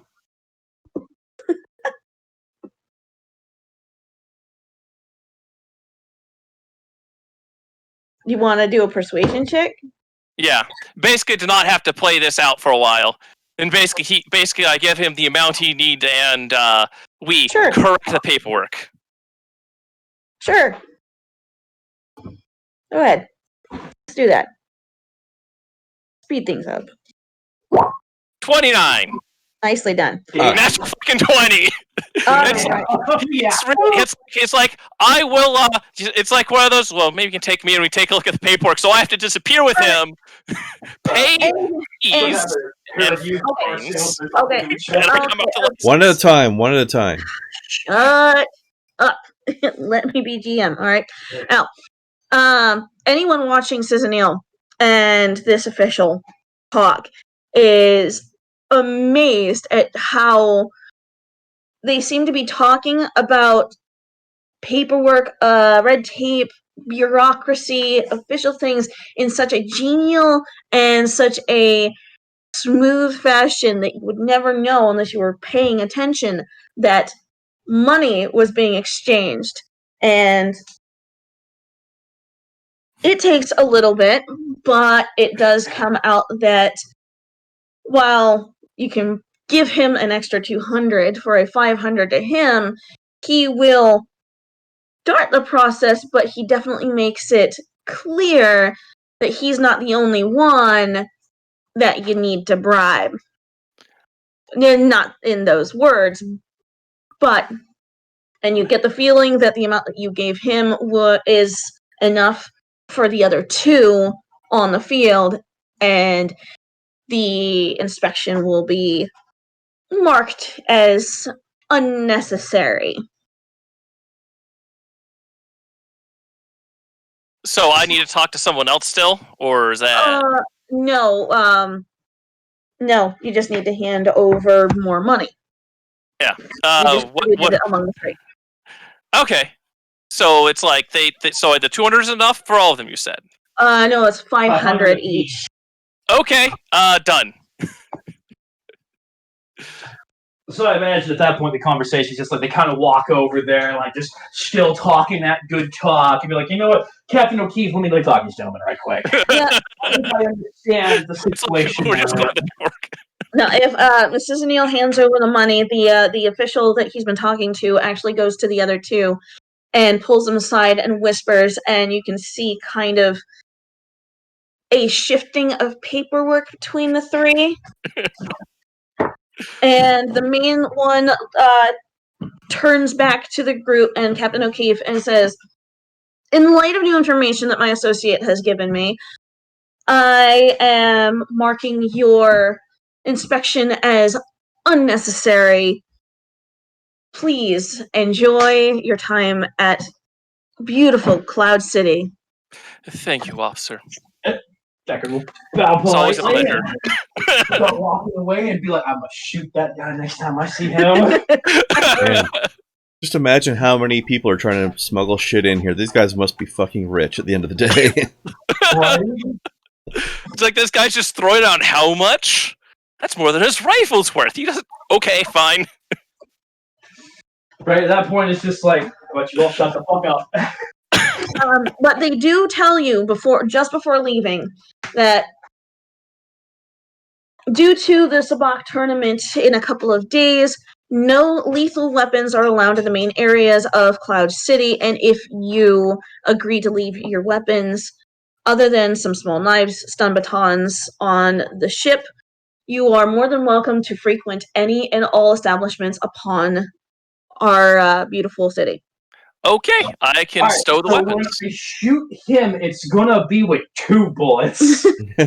One for the fact we had to bribe him. Secondly, for the fact the bribe turned us right back to our ship to offload our gear. Holy shit. Well, no one actually left where you were. You're still on the landing platform right near your ship. Oh yeah, it was just like, you clenched fist and you aimed the dark side with him, and it was just like, yes, smite them, you have the power.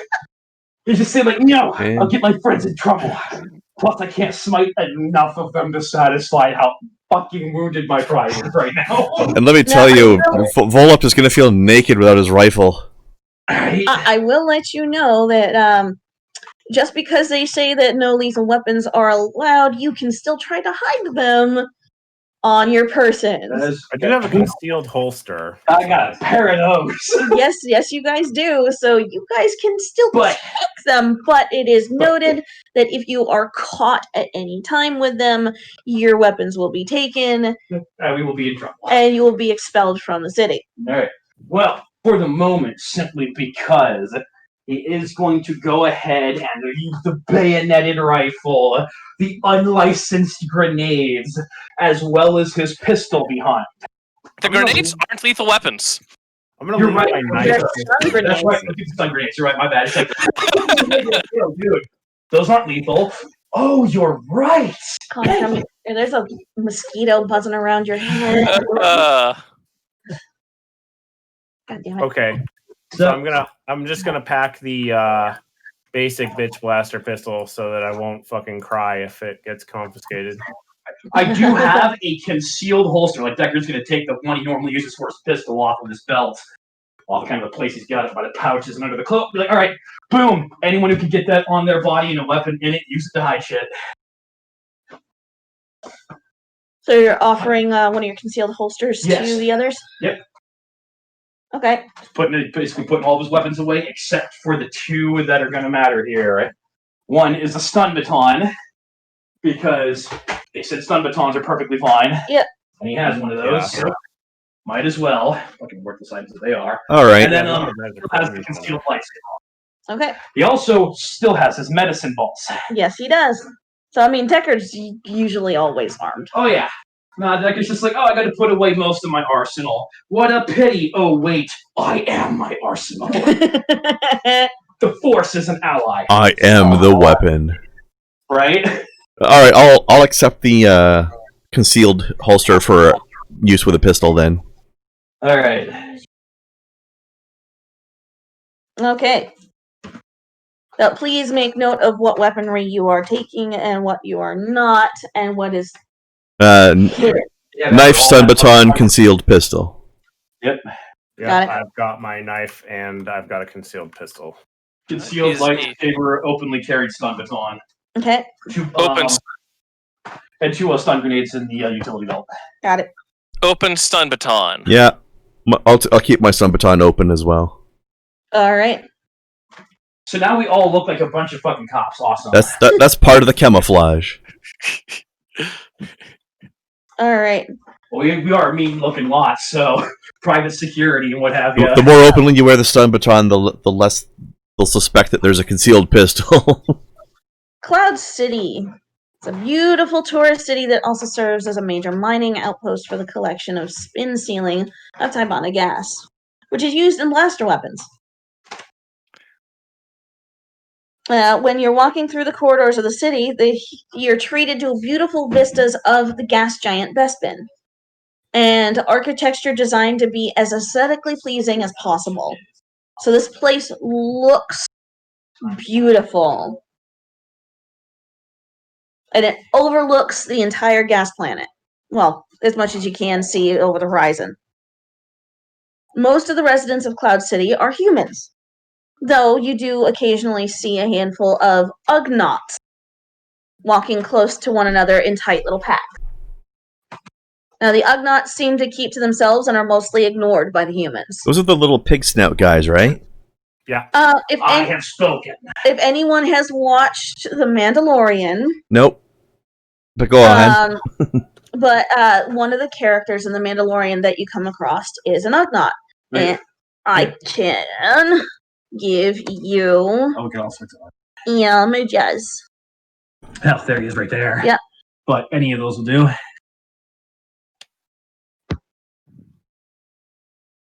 One second, and I'm going to put this in Discord as well as in the Twitch chat. Well, I'm pretty sure Krendar can actually stream the images themselves. Yep. Yeah. Yep, he can. So if Krendar Which will be helpful for the people to watch this on YouTube later.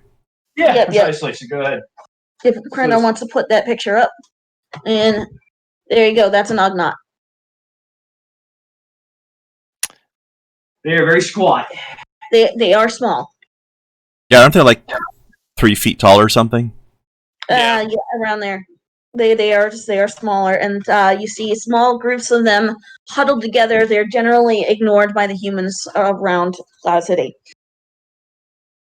Now, the Cloud City Wing Guards, which is the security force, stands watch over most of the major thoroughfares in the city, and rarely is one very far from any of you.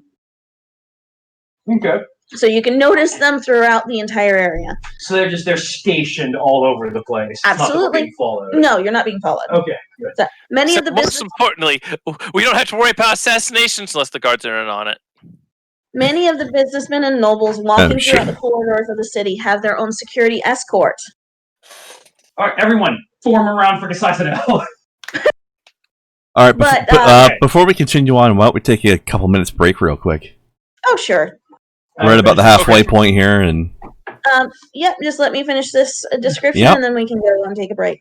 But the security escorts seem to pay no attention to any of you, regardless of your appearances or species. And most of the residents on Cloud City are too concerned about their own wealth or recreation to spend much time worrying about galactic politics. So there's no visible Imperial presence in the city at all. Glorious. It's beautiful. It's everything the Empire should have been instead. Yes. So Deckard's just gonna look aside and I'll just be like, shake his head a little bit like the one thing you do note as you're walking through Cloud City is that the atmosphere in the city is buzzing with anticipation as the tournament draws closer. Cal. And that is it for the description of Cloud City for the moment. Alright, that is the environment we find ourselves surrounded by after that god-awful hassle. Yep. Alright, so right after the stormtroopers is Bespin security. So we've already been on the planet 30 minutes too long. So, $1,500 not to have our ship ransacked by local security. All right, guys, take 2 minutes. Go have a pee. Grab a snack. Brr, brr. We'll be right back.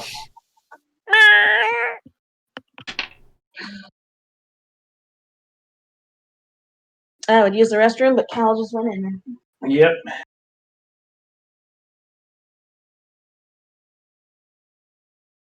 Deckard sees Darga. Yeah, have some words this time around.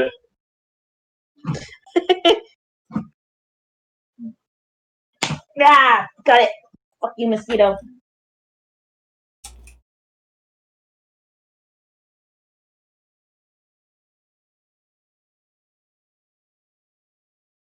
Been watching the numbers on Krendar's stream. Yeah, how they doing? They have been bouncing up and We had down. like 12 for a minute. Yeah, we had 12 for a little while now. It's down to 8. Waka waka waka. It was bouncing up and down for a bit, going between 10 and 12. Heading out for a bit, buddy? Mm-hmm. Alright. I'm gonna go use Let us the- know if we can do anything for you, man. Alright. Oh boy, yeah. No, I swear, every time we go to a new place, the welcoming bandwagon is just shittier and shittier. I honestly hated them more than I hated the fucking swoop bike gang. Yeah, nah. Swoop Bike Gang came in and did honest violence.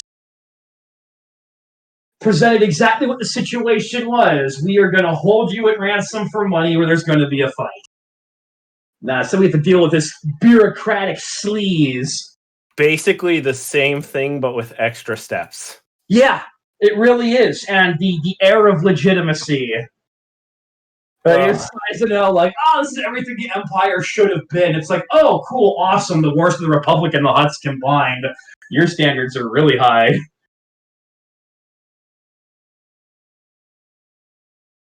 Oh, man. But yeah, no, it's like there's that. And then the time before we landed, and it was just a swamp. And sure, the swamp was trying to eat us, but that pissed me off even less than the Swoop Bike Gang did.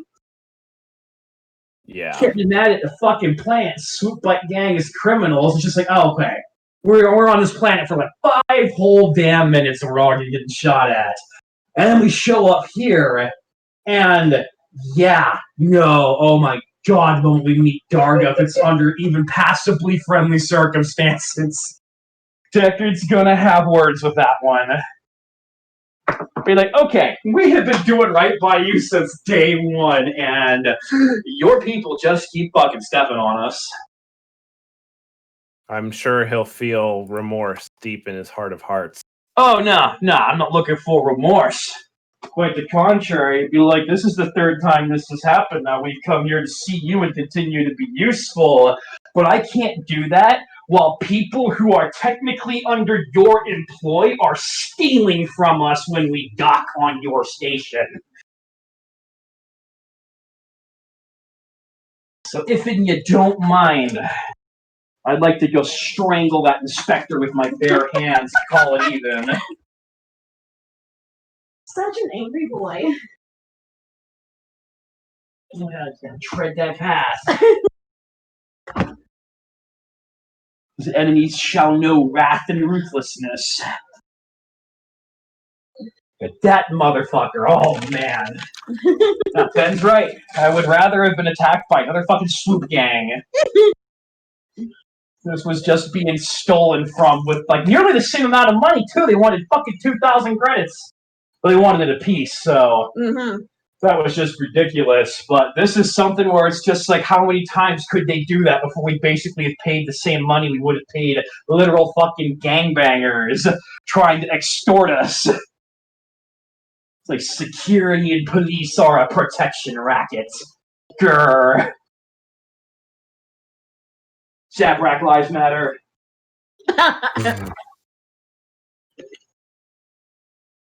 No, they don't.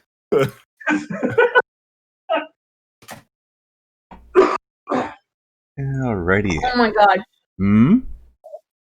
Eh? Ermagerd? I'm sorry, I'm still hung up on Connor saying Darth Maul did nothing wrong. Yeah. That must have happened while I was away. He didn't, though. He was sent to bring battle to a pair of men who the Republic attempted to use as assassins in order to force an illegal peace deal during a perfectly legal blockade. Why would a peace deal be illegal?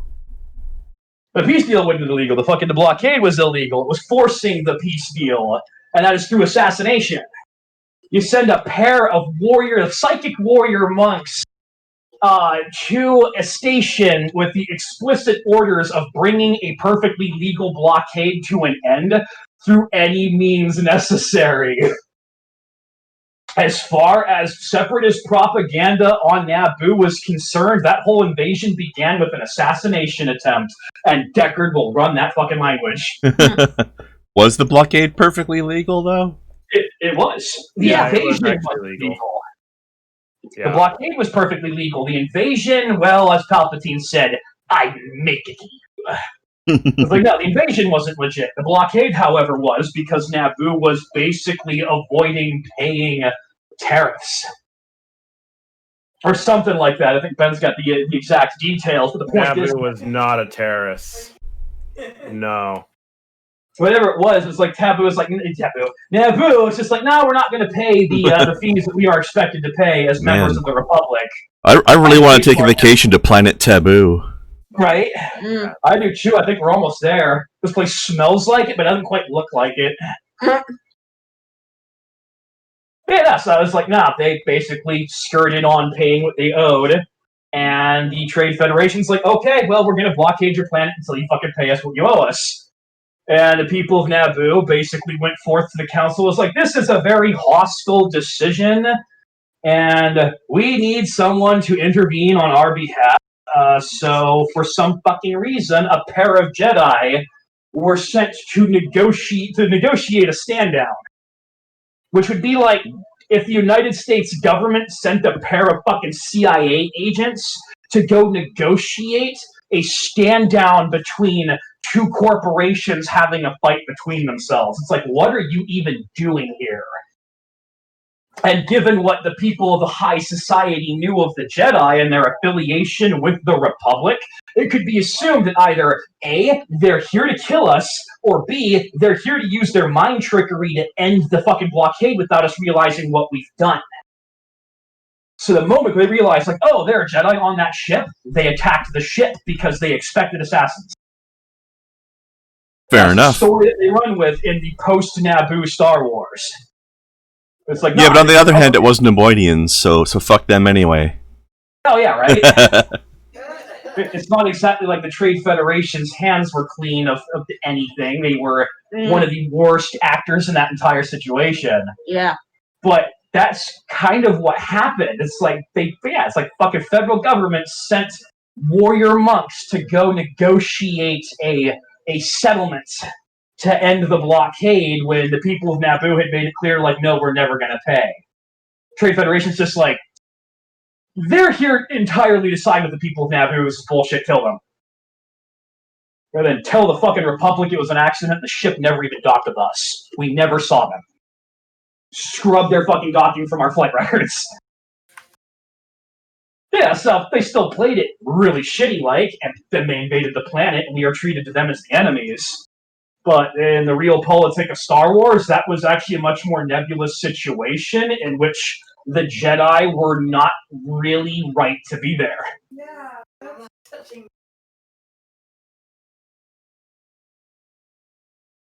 There is a lot of narrator's bias in the movies. Yeah. Yeah. Yeah. Truth. But, it helps that the Nemoidians truly were scumbags, and, no matter how you cut it, they were villains throughout that war. Yar. So, Connor, have you played Fallen Order yet? I have not. I have watched other people play Fallen Order. It was good times. It was very pretty, and I liked a lot of the stuff they did to display little things we haven't seen in Star Wars yet. Some of the puzzly stuff got a bit annoying, but the gameplay was pretty fun otherwise. That Nerf stick nonsense with the lightsabers just fucking kills me. I can't do it. It's just like, no, I grew up on Outcast, Jedi Academy, and all of that. It's like, no, when my lightsaber hits a person and makes full contact, that dude should be dead. Yeah, with the bigger, more elite enemies, that's true. Like, just because some guys are trained to fight Jedi doesn't mean their armor can take 10 lightsaber hits. Yeah, no, generally speaking, the way they did that back in the day was just that really good fucking combat. So these guys were constantly blocking and sidestepping. Especially if they also had melee weapons. It's like, yo, by the way, they may have a stun stick, but there goes all of your shields and like a third of your health in one hit. Don't get hit 2 more times, you're done. It's like, oh boy, force push, go away. We're gonna start lightsaber stance, come on by. You gotta have force speed to play on hard difficulty. You really do. Only chumps play hard difficulty. What are you talking about? Difficulty I know anymore. I really want. I'm saying I like medium because I'm not a tryhard. Is what I'm saying. That's the thing, though. Isn't hard mostly medium these days, anyways? Like, you look Depends on the game, I suppose. Easy, normal, hard, very hard, impossible. Hard's literally in the middle. Kind of depends on the game. Yeah. Okay, I will admit, if you're playing XCOM of any variety for the first time, even Rookie can be a little difficult.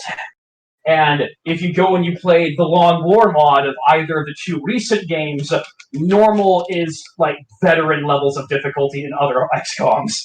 Normal difficulty, I've selected difficulty number 2. What if it was 7 numbers? This one's number 5, bitch. And I am definitely still waiting on the Long War of the Chosen.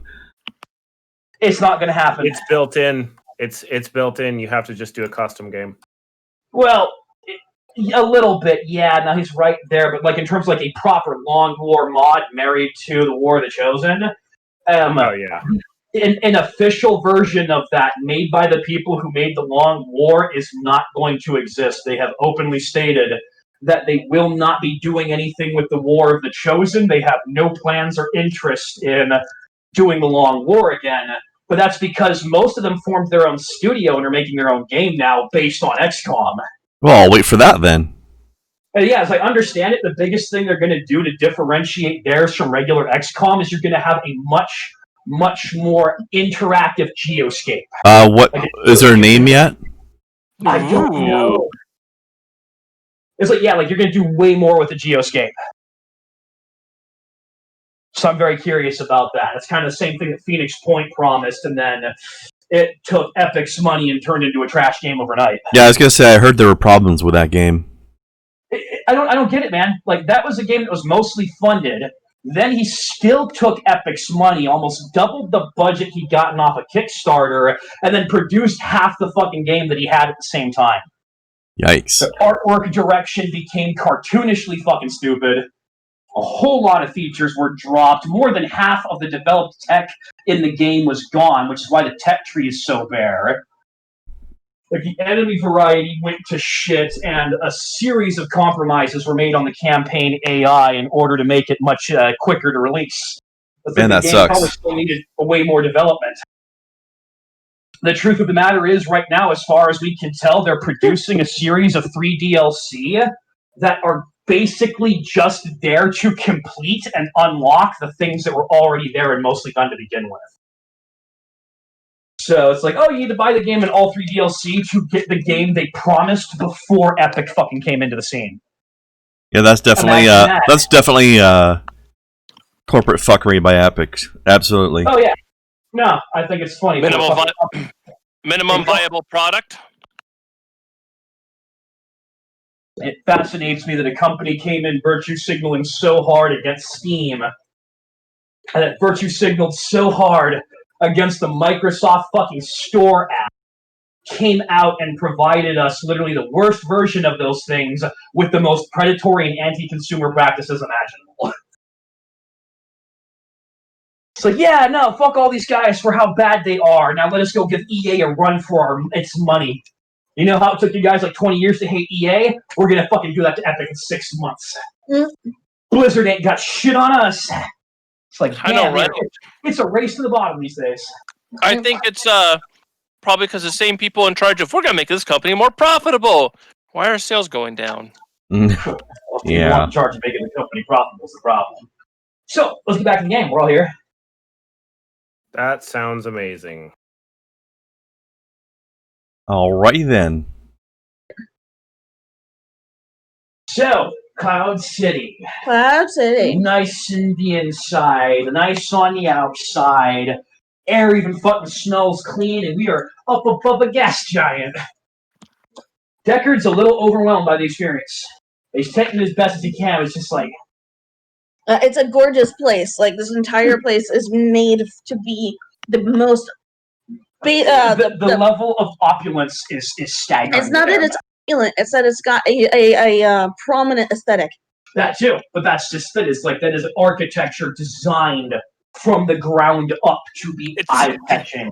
It's designed to be comfortable for size and L. I love the fact that you just described Cloud City as from the ground up, because that is literally what it is. Implying there's a ground. There's a ground somewhere down there beneath all that gas. At least something dense enough to be called "quote-unquote" ground. Also, before we ever touched it. Just look at the picture of that thing. I'm amazed at the engineering that allows that thin stick to hold up that whole city. I know it. I think the whole thing's hovering, isn't it? Like, It's a hover. It has to be hanging. Yeah, it's like an exhaust vent or some shit, like a garbage dump. Oh, okay. It's a hover thing. Because they just had to get the exhaust thing down below cloud level. And the bottom of it opens up. Yeah, no, it opens up. That's the thing. It's like it will literally open up unless these big tubes like lead out to the bottom of the city. I'm pretty sure that is some kind of a disposable chute. Yeah, no, it's not attached to the ground. It hovers. Ah. That makes a lot more sense then. It's even worse than Kato pneumonia. The Decker's like, back of his head is like, what happens if the ground gives way? I've never been on the Earth when the Earth itself was falling to the sky. Alright then, so back to Bioshock Infinite Laser Guns Edition. It's floating, not hovering. That's what I said. Ever. There we go. So yes, like, damn. It is not connected to the ground. It is defying gravity. Anyway. There we go. It's not a support structure, it's just a big long poop chute. Aren't they all? Aren't they all? That's where the scum go. Anyway. So, you guys make it through the customs officials, making it through the city, taking it in, and all of you know that your mission here is to seek out Darga. Yep. So, you're gonna, your best bet for that would be information gathering. Yep. They're all kind of still taking it in for the moment. Alright. I guess I could try using my computer and connect to the information network and see You can absolutely do that. what could happen. You Try it. You can do that. Anyone with charisma or gather information trained can try gather information. I wish I'd gathered information. What's charisma? It's a thing I have. The No, jump- that's the thing Deckard has. That's what my -1 is. Gotcha. Yeah, that's Yeah. a good one. Actually, I do have gather information trained. Oh, yeah, no, I use that. Yeah, the noble can do gather information. Anyone that wants to try helping with computers can help with computers. I mean, I'm only going a 22. Cool. You want to help Matthias with the computers? Oh, nice. I got a 26. Nice. So Cizanil got a 22. Matthias got a 26. Deckard's going to go find a local drinking hole. There's plenty of them. He's going to find the Where do you one think we're going? that attracts the most trouble. There's going to be a seedy looking one, not the glitzy one. Maybe it's got a little bit of glitz on the outside, but you take one step past it, you go, wow, those are some oddly fucking tinted windows. I wonder what goes on in there. It's probably the place where Sizanel goes looking for information. Oh, yeah, nope, that's the thing, is that you don't find any bars like that in Cloud City. They're all nice and on the up and up. Mm-hmm. All right. They look Well- on the up and up. But there's Maybe- ones where deals go in the back room. You can gather information. Computer. Alright. Honestly, Daichi's going to go start hitting your bars. He's going to look, stay for just long enough to get a little bit each time, and see what the local bounty hunters fucking look like. He's expecting not to find many of them, except maybe in one or two places. Oh, yeah. no, Bounty you're- hunters, mercenaries, again. Where are the ruffians? Where are the men that Darga would be leaning on if he needed something stupid done in the streets? Alright, well, I'm going to have you make a perception check, and I will go in order. Absolutely. So, Ben and fucking Bullet first. Alright, so Deckard got a 20 on that perception check. I got And- 24. You guys you don't all need to make perception checks. This is for Deckard because he's specifically going bar to bar looking for something. Yeah. Oh, Yeah. my bad. Yeah, no, so what each of us is doing, you've got Sizemil gathering information at one place. Yep, Matthias is using a computer. Well, Deckard we'll is probably bar- split up into pairs. Yep, I mean, don't you go could. alone. But I mean, those two can roll their perception while me and Matthias do. While I socialize, and Matthias checks up on the net. I'll go ahead and do it that way. Deckard will move as if he is Sizanel's bodyguard. While they move from place to place, he'll ask questions. Deckard will look around trying to find... Okay, that'll work. What is Volup's doing? Honestly, I don't think there's much he can do to contribute to this effort, so he's just waiting for results. You know, sticking with Matthias? I'll go with Matthias, but I'm gonna let Matthias do the talking and Sure. whatnot. All right, now Well- he's basically on the computer. Matthias is using computer. Accessing terminals. Yeah, that. So, from Whichever one it is, I can't help him, so I'm just sort of there. from top to bottom, we'll go with Cizanil. And Cizanil is being a sociable noble and is talking with a few people here and there, stopping people. And anytime he mentions Darga or the huts, he gets just about the same answer. They have no idea.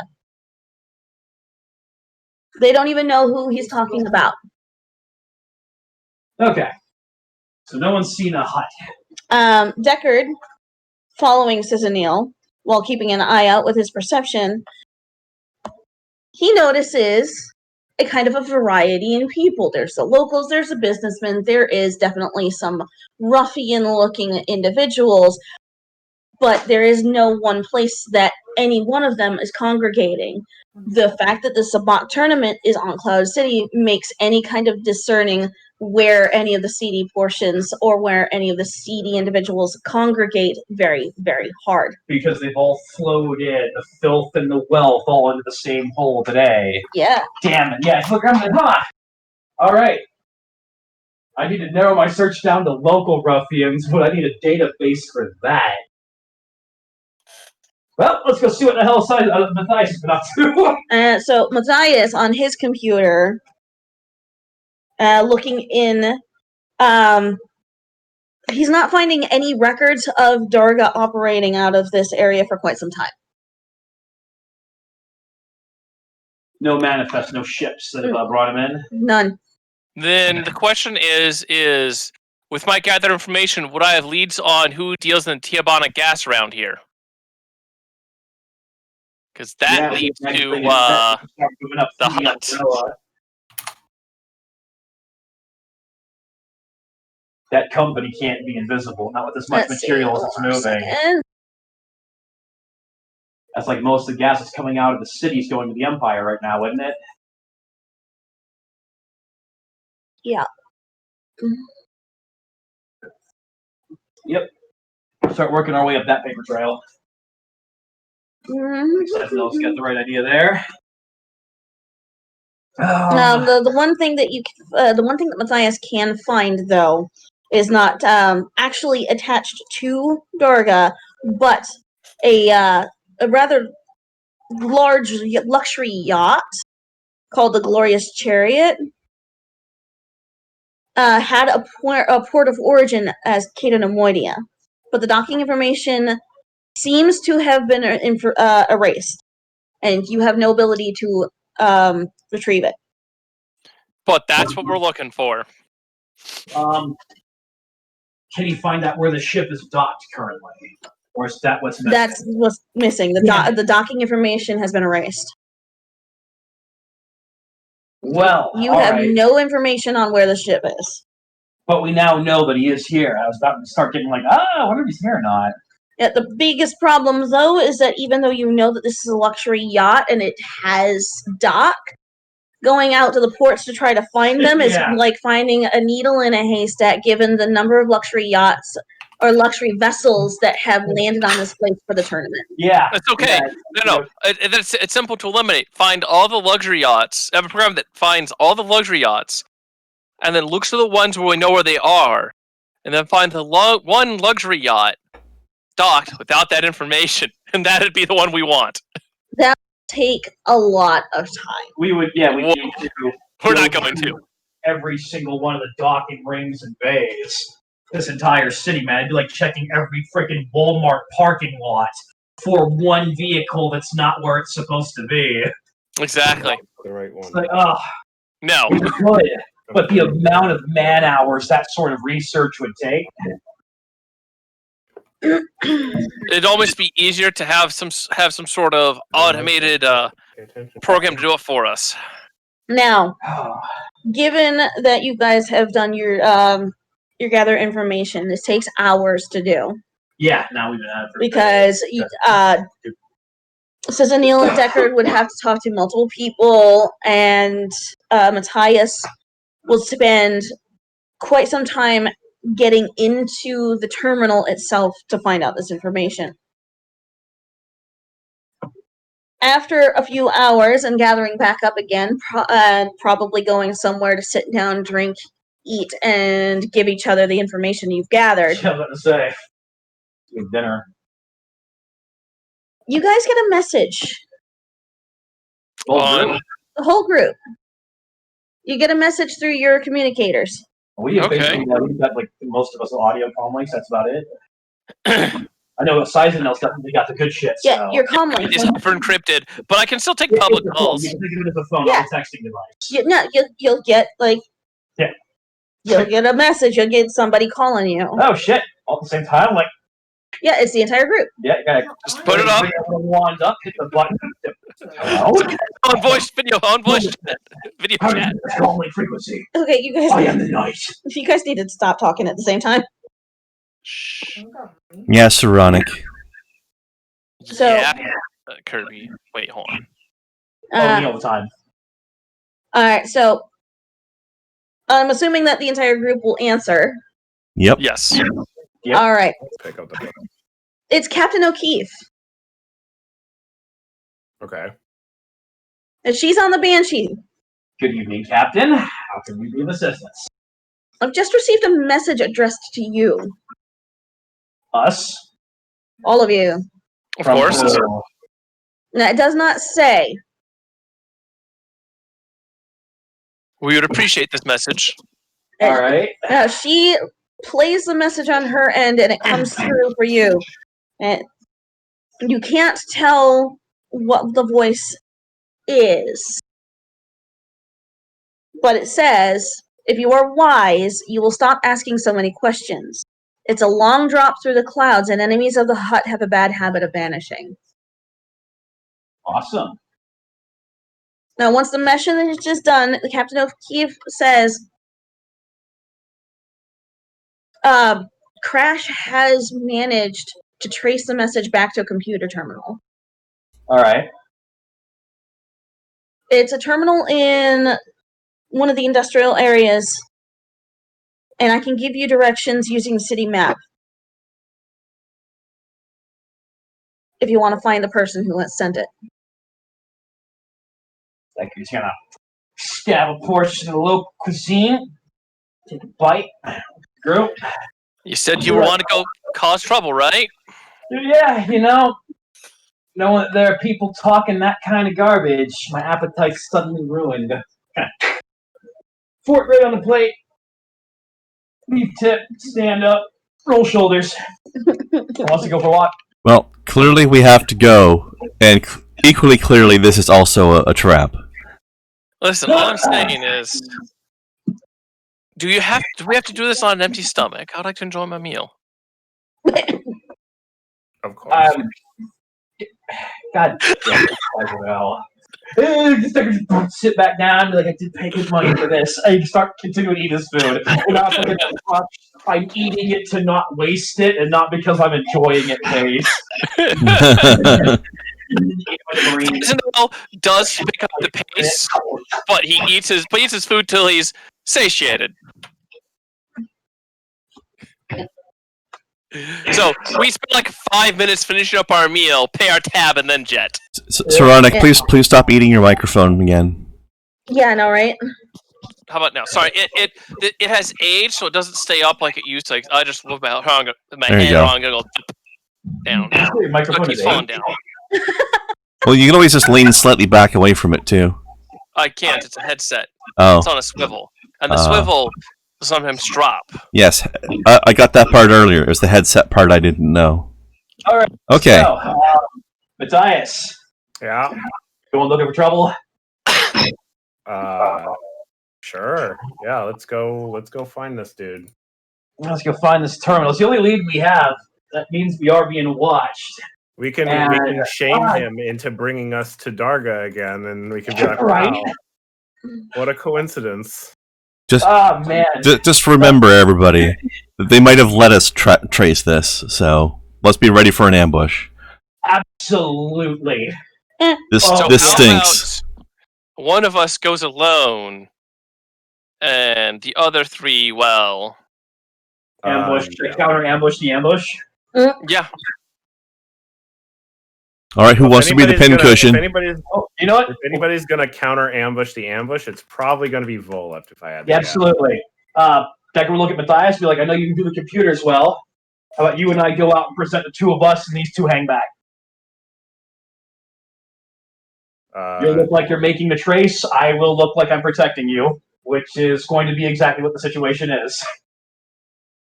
Sounds And give me a few minutes to find myself a good hidey hole with a good view. Absolutely. We'll go scout the area. Hopefully not too far away, since they took my rifle away, though. Yeah, until you can pace. Or since the laws made me put my rifle away, more to the point. So, yeah, once we get in visual range, like once we can see the terminal we're after, Decker will look back at Volip and Sizanel and just kind of point off the side. All right. Well, hold on.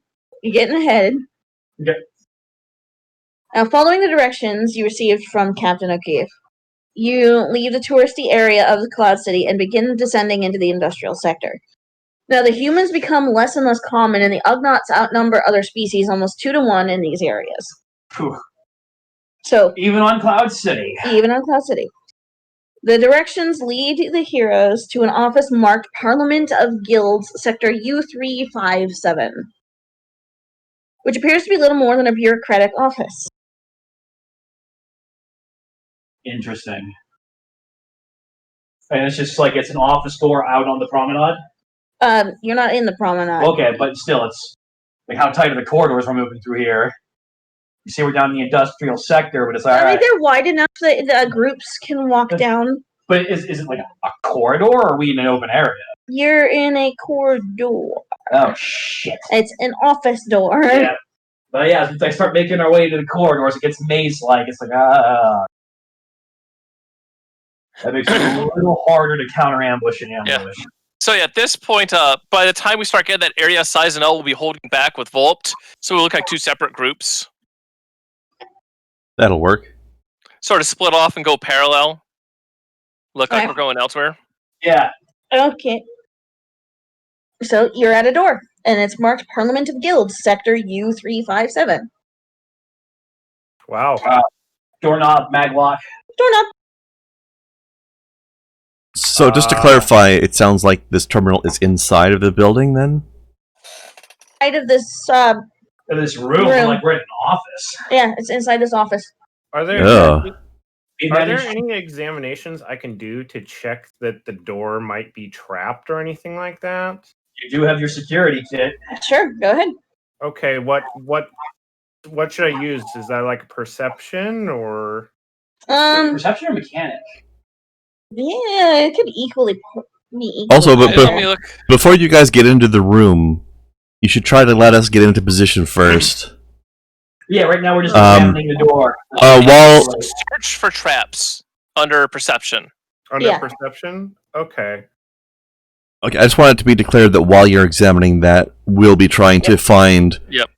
If there's a good spot that might be like a dangerous sniper position on this room, we'll try to sneak up on that place. Yeah. I'm gonna take 10 I'm sneaking. if that's okay to do it. Should be okay. If So he's just that my examining, he's not attempting to manipulate anything. Yeah, Failure sure. would not result in a problem. Sure.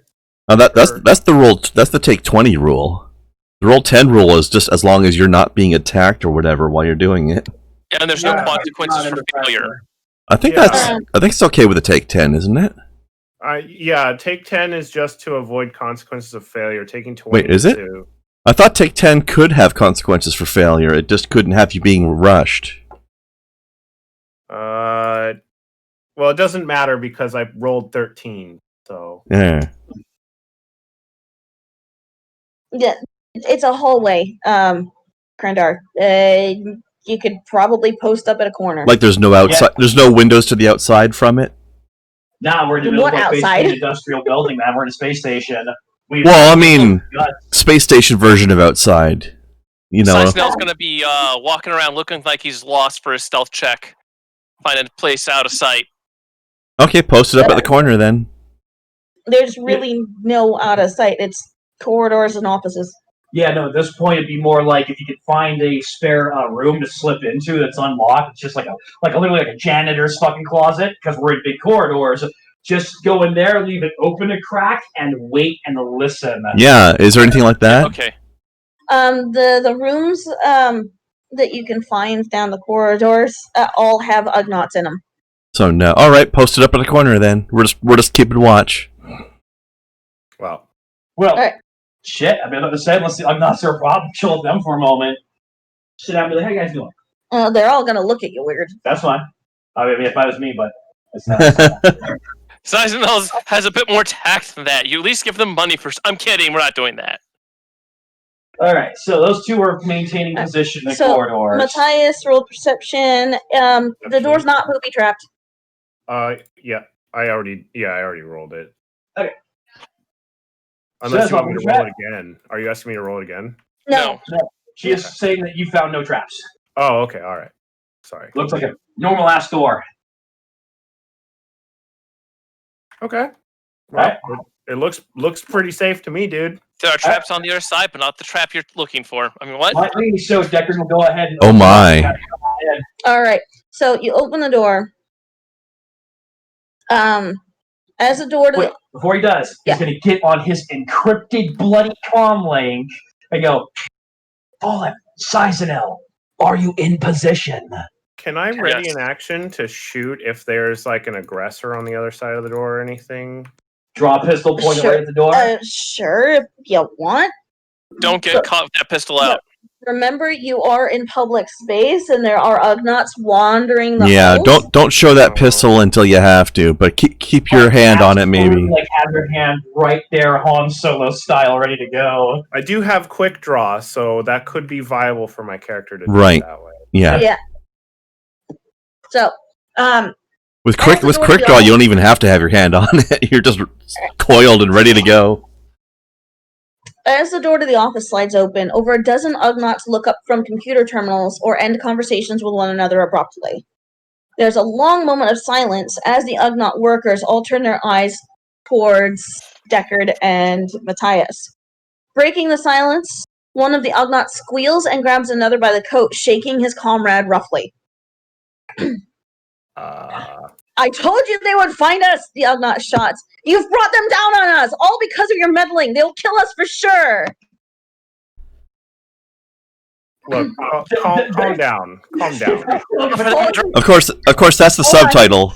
What they actually said was wait. No, they speak common. Oh, that's unusual. Okay. The second Ugnaught, fighting desperately to break free of his companion's grasp, cries out pleadingly, "We don't know that they work for the hut. Maybe they could help us." Okay. I'm confused. Jacka's gonna step in right up to these two very little men, use his, like 5'7" to 5'11", like kind of right in that average fucking, but still stocky height. Look at that! Like, all right. So, someone here sent us a very threatening message. I do believe the ending stated something along the lines of being tossed out a garbage chute. Now, I'm pretty sure that I could take 4 of you with me without having any problems with that. And as you can see, my friend here has a crown he could stick another 4 of you on. So, if you really want to have that conversation, we're here to have it. Otherwise, how about you start at the beginning and explain to me why I'm being threatened by industry workers making assumptions about whether or not the hut is my enemy. Okay, so the first Ugnaught, after letting go of his companion, starts begging for his life. Stop! And he said, Stop pleading! That's disgusting! Stick your chin up, be a man, and tell me what the hell is going on, because I am no enemy of the hut.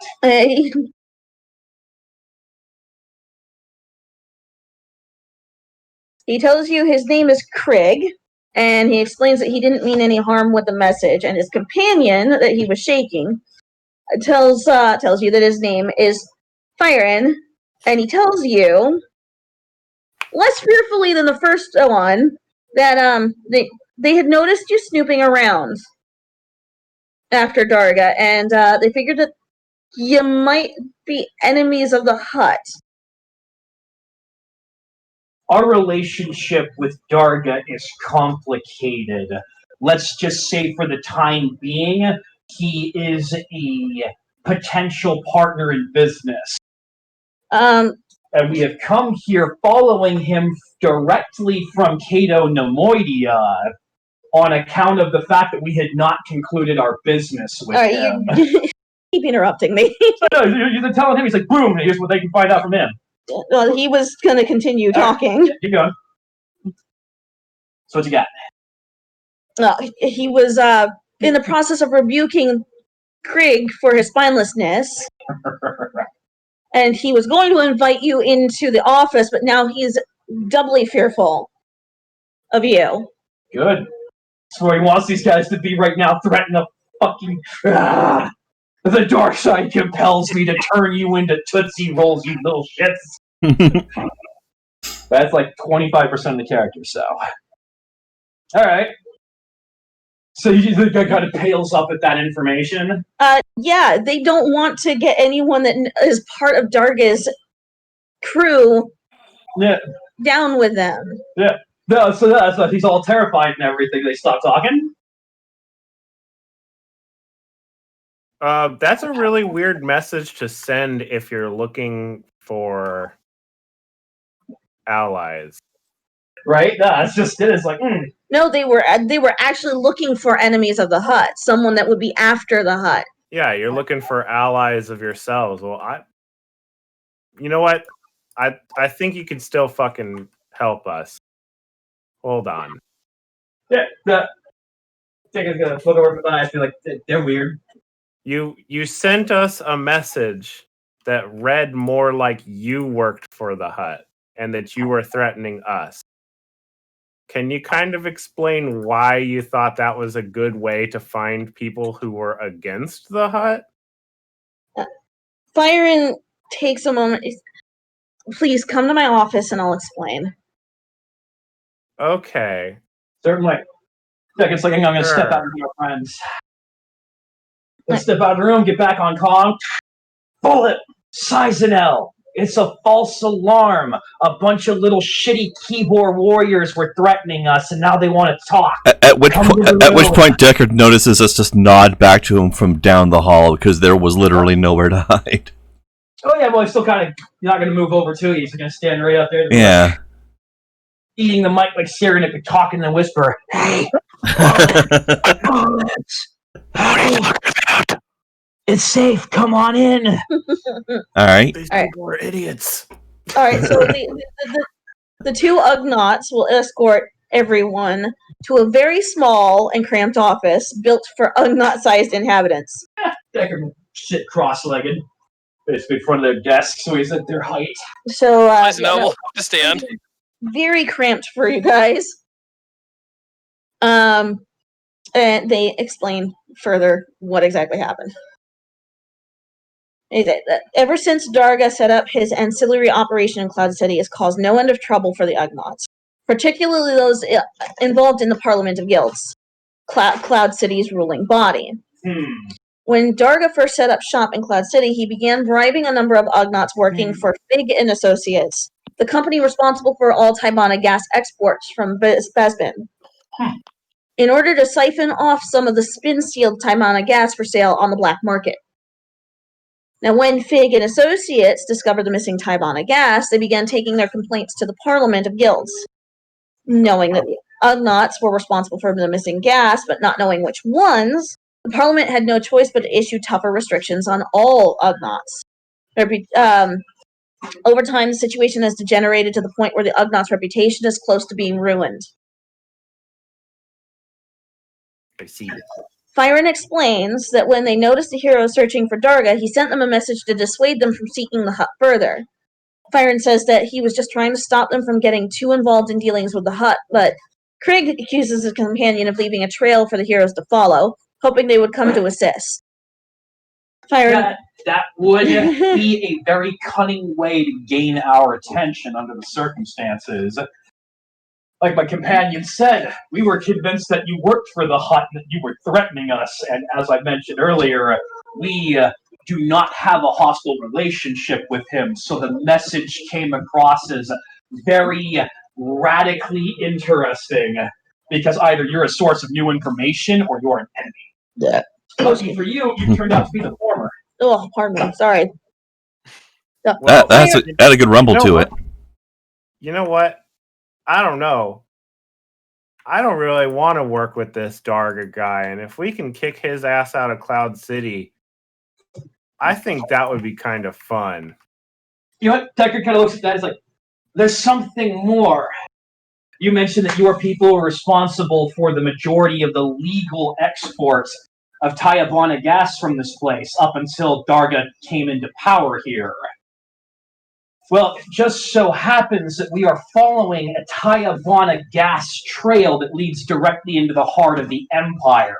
If you can help us get information on those business dealings, we can dispose of our relationship with Darga. He's a means to an end. Well, Fyron says that we did know about Darga dealing with the Empire. And we believe that the transaction is about to take place very soon. Oh, really? Yeah, all of a sudden the whole group's picking up at that. Now, if you take care of our problem, which is We believe that while I did not send the message to try and get you here, it is very fortunate that you are, because I believe that you are more equipped to handle our problem than we are. Kind of looks around the office, thinks about the quarters, like, there are thousands of you here. We have directions as to where the problem elements will be. We were going to deal with them ourselves, but we are just workers. Now, how exactly were you planning on dealing with this? They were going to be tried by our peoples, our government. Oh, okay. I was worried you were going to say something crazy, like try to blow up the Tabana gas that they're trading or something like that.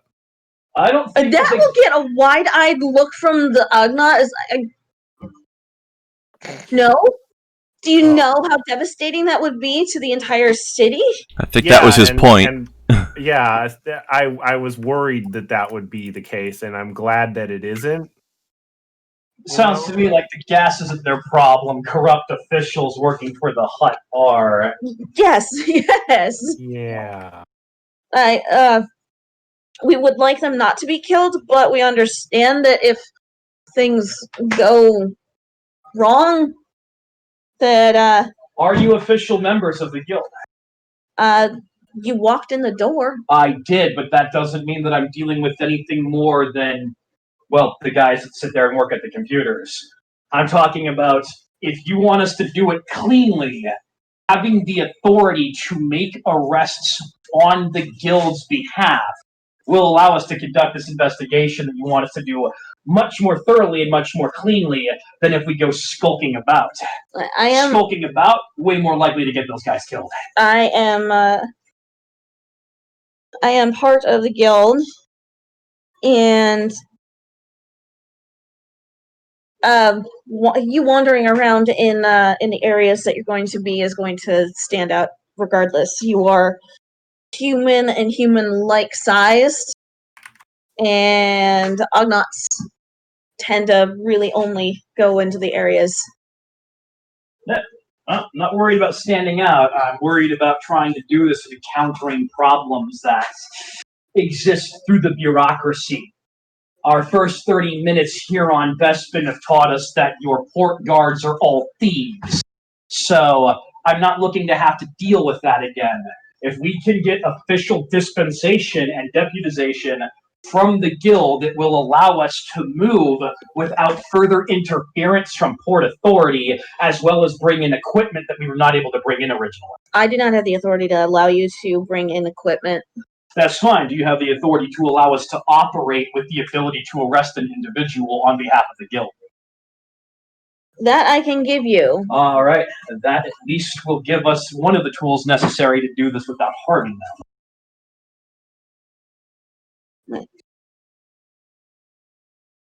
But yes, if you take care of our problem, we can give you the rest of what we know about Darga and his dealings. All right, well. Fuck it, I'm down. Yeah. Anything that hurts the Empire makes me happy. Exactly. What do you got? All right. We are in business. So, the two Ugnaughts tell you guys that they've tracked the source of the Taibana gas being sold on the black market to one of their gas storage areas in the bowels of the city. And they give you directions for getting there, but they also provide a warning to you. The wing guard rarely go into the depths, so you'll be on your own. Expected. Yeah, we're used to Probably that. the worst. We've seen. I've seen that kind of problem before. So yeah, are you kidding, man? Look at the problem we just had back on Cato Nemoya. We slept with armed guards around us and still suffered 2 assassination attempts. By the way, living with the Hut is crazy. None of you should do it. The state of the Ugnaughts, like, yeah. Absolutely awful. Don't get me wrong, they were fun times, but if you don't sleep with the gun under your pillow, you're in trouble there. The laziest security force I've ever seen in my life. And damn it, I would know. I used to work security in the middle of nowhere. So we're not going to be able to get any future jobs with any known associates at Darga by doing that. And I'm okay with that. Yeah, that's fine. Dark is a means to an end. If we could get the paper trail, if we can find out where this gas is going and what's being done with it, and skip past Darga to continue our investigation. That's ideal. He's a means to an end. He's a stepping stone on our true quest. Not only is he a means to an end, he's a disgusting means to an end. All right, you know what? Like crowd the group and huddle them all in. It's just like, hey guys, are we gonna fight Darga before we leave? I hope not. In the room. He was a respectable person. Oh my god. Saizenel, you know what? We can leave you here. You Listen, can enjoy your money and the architecture and the food, and we will go stop an evil empire from blowing more shit up than it already has, just establishing itself. Like, dude, don't you have a ruined homeworld to think about? Listen, all I'm saying is the less people we have to fight, the better. Why? Darga is going to be one of those people once we kick him to the curb. If it happens, it happens. He's gonna watch us vanish. And if he's aware that we're here and we do the things we do, we're making an enemy out of him right when we leave. If it happens, it happens. There's still much to be seen. There is. All right. Just like, but that's a big play. We're kind of trading information through him for information through them. As long as we can keep it on the down low before he finds out we're responsible, that's good. But at this point, we have a choice. It's either continue to work with him to gain his trust, or work with them to gain what they know. I feel much more clean this way. In the grand scope of things, it would not be better to work with Darga at this point, because Darga works with the Empire that hates aliens and wants to kill us. Yeah. Darga's doing it at the point of a sword. But is he though? There weren't any Imperials on Cato Nemoidia. There aren't any Imperials here. I think he's just buying into the largest pot of money that exists in the galaxy. Yeah, I don't feel like he's been coerced into this at all. I feel like he's going with it like naturally. Well, you know what? Give it a couple of years, the Empire's got to finish cleaning up what's left of the remnant of the independent forces. At some point, if they keep going, they're going to run into Hutt space. yep. What happens then? For sure. Who knows? Maybe Darga's got a plan for that too. But we need to think of everyone else first. More than Darga. It's the whole damn family. All right. All right, so But further these development people- of this behemoth station. Yep. Oh, That's where the directions take you. All right. All Well, I heard it's a warning that we get to go weapons hot once we're down there, so don't be shy with them. me? Okay. Shy about using weapons? So, following the directions given to you by Kyren and Craig, you can make your way to one of the Taibana gas storage areas. When you enter the area, you notice that the air is damp and the acrid smell of smoke is thick here. The corridors are cramped, clearly designed for workers of smaller stature, and heavy machinery. Some of it's rusting and extremely aged, litters the area. The sound of metal on metal is almost deafening in places, and many of the machines look corroded and covered in a green-tinted sludge, byproducts of the Taibana gas spin sealing process. Unlike the rest of the city, this area seems more like an aging factory than a luxury resort. And now Matthias feels at home. This is more like it. This Now, is not how This stations. is what I understand society to be. Okay. Stations aren't supposed to look like this. Now, Then just think, Saizenel, everyone who shares your mentality with that buries this underneath their feet. You literally get to step on the people that work for you. That's highly inappropriate, ignoble. No one should ever. Yes. Yes, it is. These people deserve better. Alright. That's what I'm saying. So the gas chambers are unguarded. You eventually stop seeing anyone human or Ugnaught moving through the corridors well before you get to where you're directed to. Force sense. Look out into the dark sludge. Because at this point, just like, oh, it got really, really not crowded all of a sudden. Communication scanners to look for people who are communicating. Everywhere. I literally have automated machinery all around you. Oh yeah, you're right. I can allow for perception checks. Perception. Perception. I will use the force to sense through the force for life signs that could be anywhere within areas that aren't readily visible or hearable to us. Yeah, I will definitely throw down Alright. perception. Mm-hmm. Wow. Okay. I don't know if that shows me anything. Oh no. Oh. 11 is unacceptable. Reroll. He's decent at this. Well, Okay. So, Bullet hears a lot of machinery. I bet I do. Yes, you do. Yeah, I bet I needed a fair bit more than 16, I would imagine. You did. So you hear the sounds of the heavy machinery all around. Neil and Matthias both can hear a grunting conversation between several Ugnaughts. And Decker's used the force, he can sense several Ugnaughts. alright. Yeah. So we'll without a motion, just motion for everyone to stop. And I don't believe anyone has the Ugnaught language. Let me check. I don't think so. No. None of us do. While you hear the grunting conversation, you also hear a little bit more noise as the Ugnaughts, you can tell, are working on the machinery. All right. I'm gonna slip a hollow recorder out and look over to Decker to be like, look through the corner with that. Just spy real quick before we go in. All right. See if we can step in. Can around that corner. Nope. Okay. How are we doing it? I don't see any reason to be sneaky if there's a bunch of workers working on a machine. But it is something interesting.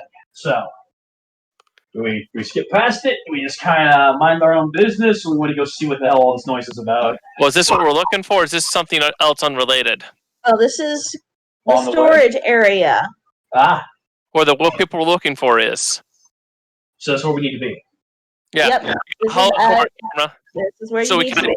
Okay, So fair enough. we want to identify if these are the people we're looking for first, preferably without tipping our hands.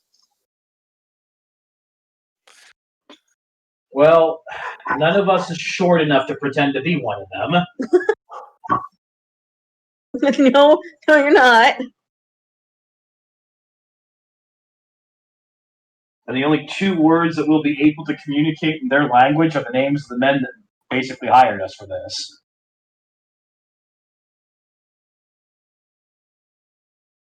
Well, let's see. You do have a sniper who is supposed to be stealthy. Yep. He did bring a camo cloak with him. Yeah, I can bust that out and creep up and have a look. Yeah, no, you know Exactly. what? That's Yeah, what I'm looking for. All right. we will hold right there on the corner. Do you want this hollow recorder too, to show everyone what you see? Sure, why not? All right.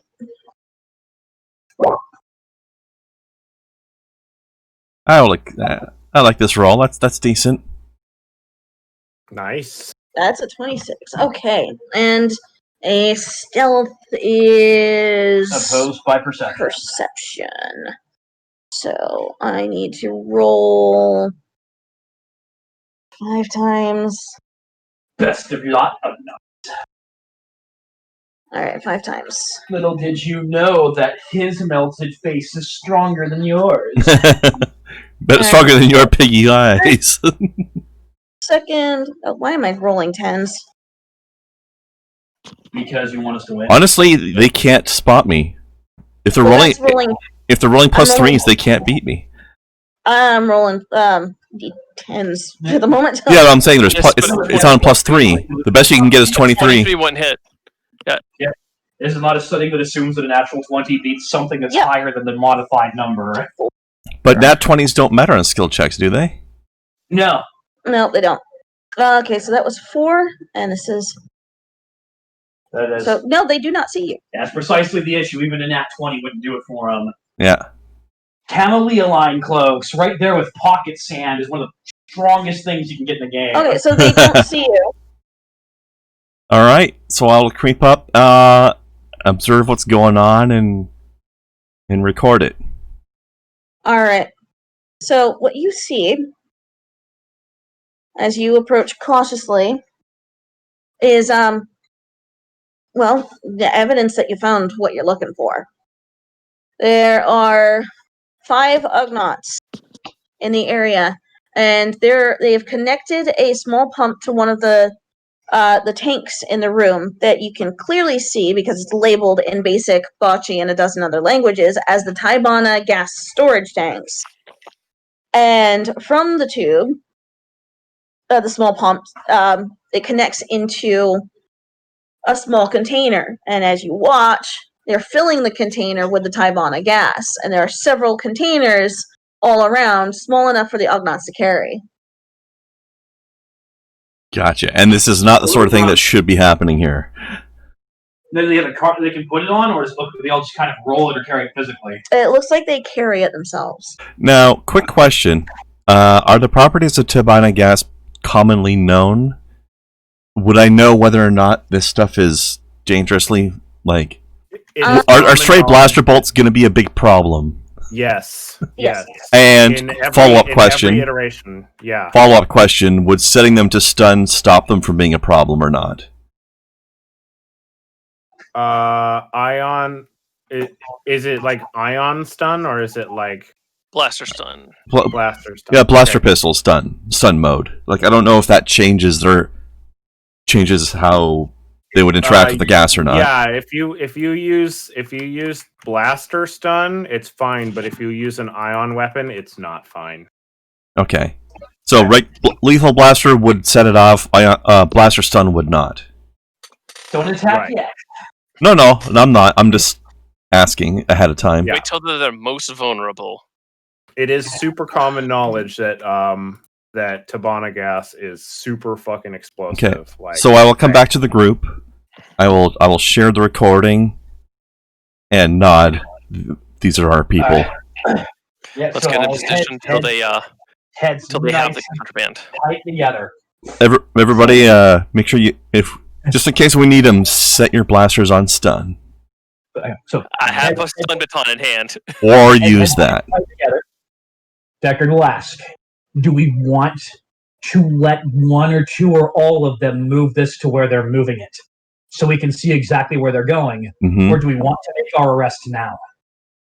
I think we should tail them. Good call. I can go. If we arrest them now, we're not really getting any useful intel. Yeah. We don't know what the men we're looking to arrest look like, and I can't tell the difference between any of these creatures anyways. So, yeah, we're probably That's looking to fight them on racist. here. Wow. What? They're all tiny and pink. I'm pretty sure I haven't seen any women yet, so You don't know that either for they sure. all truly look the same, or I am just missing the differences. But yes, I think trailing them back to base would be a good idea. Well, you see a problem with that. Oh? Do we? Yeah, you guys are in the only entrance or exit of the area. Oh, they'd literally have to walk right past us, wouldn't they? Yes. Is there no place we can hide? We could clear back out and away. Like, can we backtrack to a point where they would have to go through, but we can also observe from hiding? Yeah. Well, there's only a one-way in or out. We can go back until that's not the case anymore. That's what I mean. What if they have a secret exit they use? Shit, a Like, fucking old space station like this, I suppose that's a possibility. yeah, and given how small they are, They would have access to even, like, tight maintenance corridors by their standards. okay, so I should amend that. Volip did see another entrance, but is marked as leading into the area of where the machineries do the spin process for the refining the Tibana gas. And this is just a storage facility, and you can see where the cart tracks are there to move the spun Tibana gas into the storage area. Also, what's the size of that other exit? Could we get through it? I mean, it's big enough that you could get through it, but it leads to a factory machinery. Mm-hmm. Yeah, we've all seen that episode. And where you get basically the Tibana gas from the gas giant itself. Yeah, so. no, that would be the encounter where everyone needs to have either a lot of jump or climb skill. I mean, my main point is, if they go that way, can we follow them? Yeah. I don't know that they're going to, but just covering angles here. I mean, by all technicalities, you could, but it'd be very dangerous. I have a better question. So they probably won't, because it would be super dangerous for them, too. Operation dare to move those containers through that hatch? No. Yeah, there may be a secret entrance that they're using, but if they can't get the containers through there, then they have to come through this corridor. Unless there's a hidden thing somewhere. Well, then how about you go back in the room and wait till they leave, and you let us know if they sneak out another way. What if... if they don't, they walk right in. What if we just arrest them right now and make them take us to where it was going? We could do that, but can any of us communicate that with them? I mean, they probably understand us, if nothing else. Well, that's a lot to bank on. Or what if we get the two that we talked to involved and they can translate? Well, I mean, wouldn't we be doing that if we bring them in alive anyways? Those are them we're bringing them to. That's what I'm saying. Exactly. Well, yeah, then that's the plan, isn't it? Then that's right back to square one. Because we can't just leave them unobserved or they might vanish. So my suggestion is wait till they finish doing their job and they have all of them in hand. Then we make our arrest on their way out. Because then they're vulnerable. If we're not waiting for them to lead us to where it's going, then there's no point in waiting to make the arrest. We might as well just arrest them now. Right. All right. Yeah, no, Dex is like, if we don't have any ability to really trace something. I mean, they're probably pretty vulnerable as it is. Actually, question to the GM. Did I notice any weapons on them? Well, let's take a look. Well, I can tell you right now, since the group is kind of like starting to pull weapons, Deckard goes to his utility belt for the stun grenades. Let's see. On one of them, you can see a carbine. Whoa. Awesome. Just on one of them, though? Just on one of them. Well, he's the first target, then. Also, I wonder if we can sneak up. Also, I have a question about those stun grenades. Yes. As far as we know, is that going to be safe to use around the gas?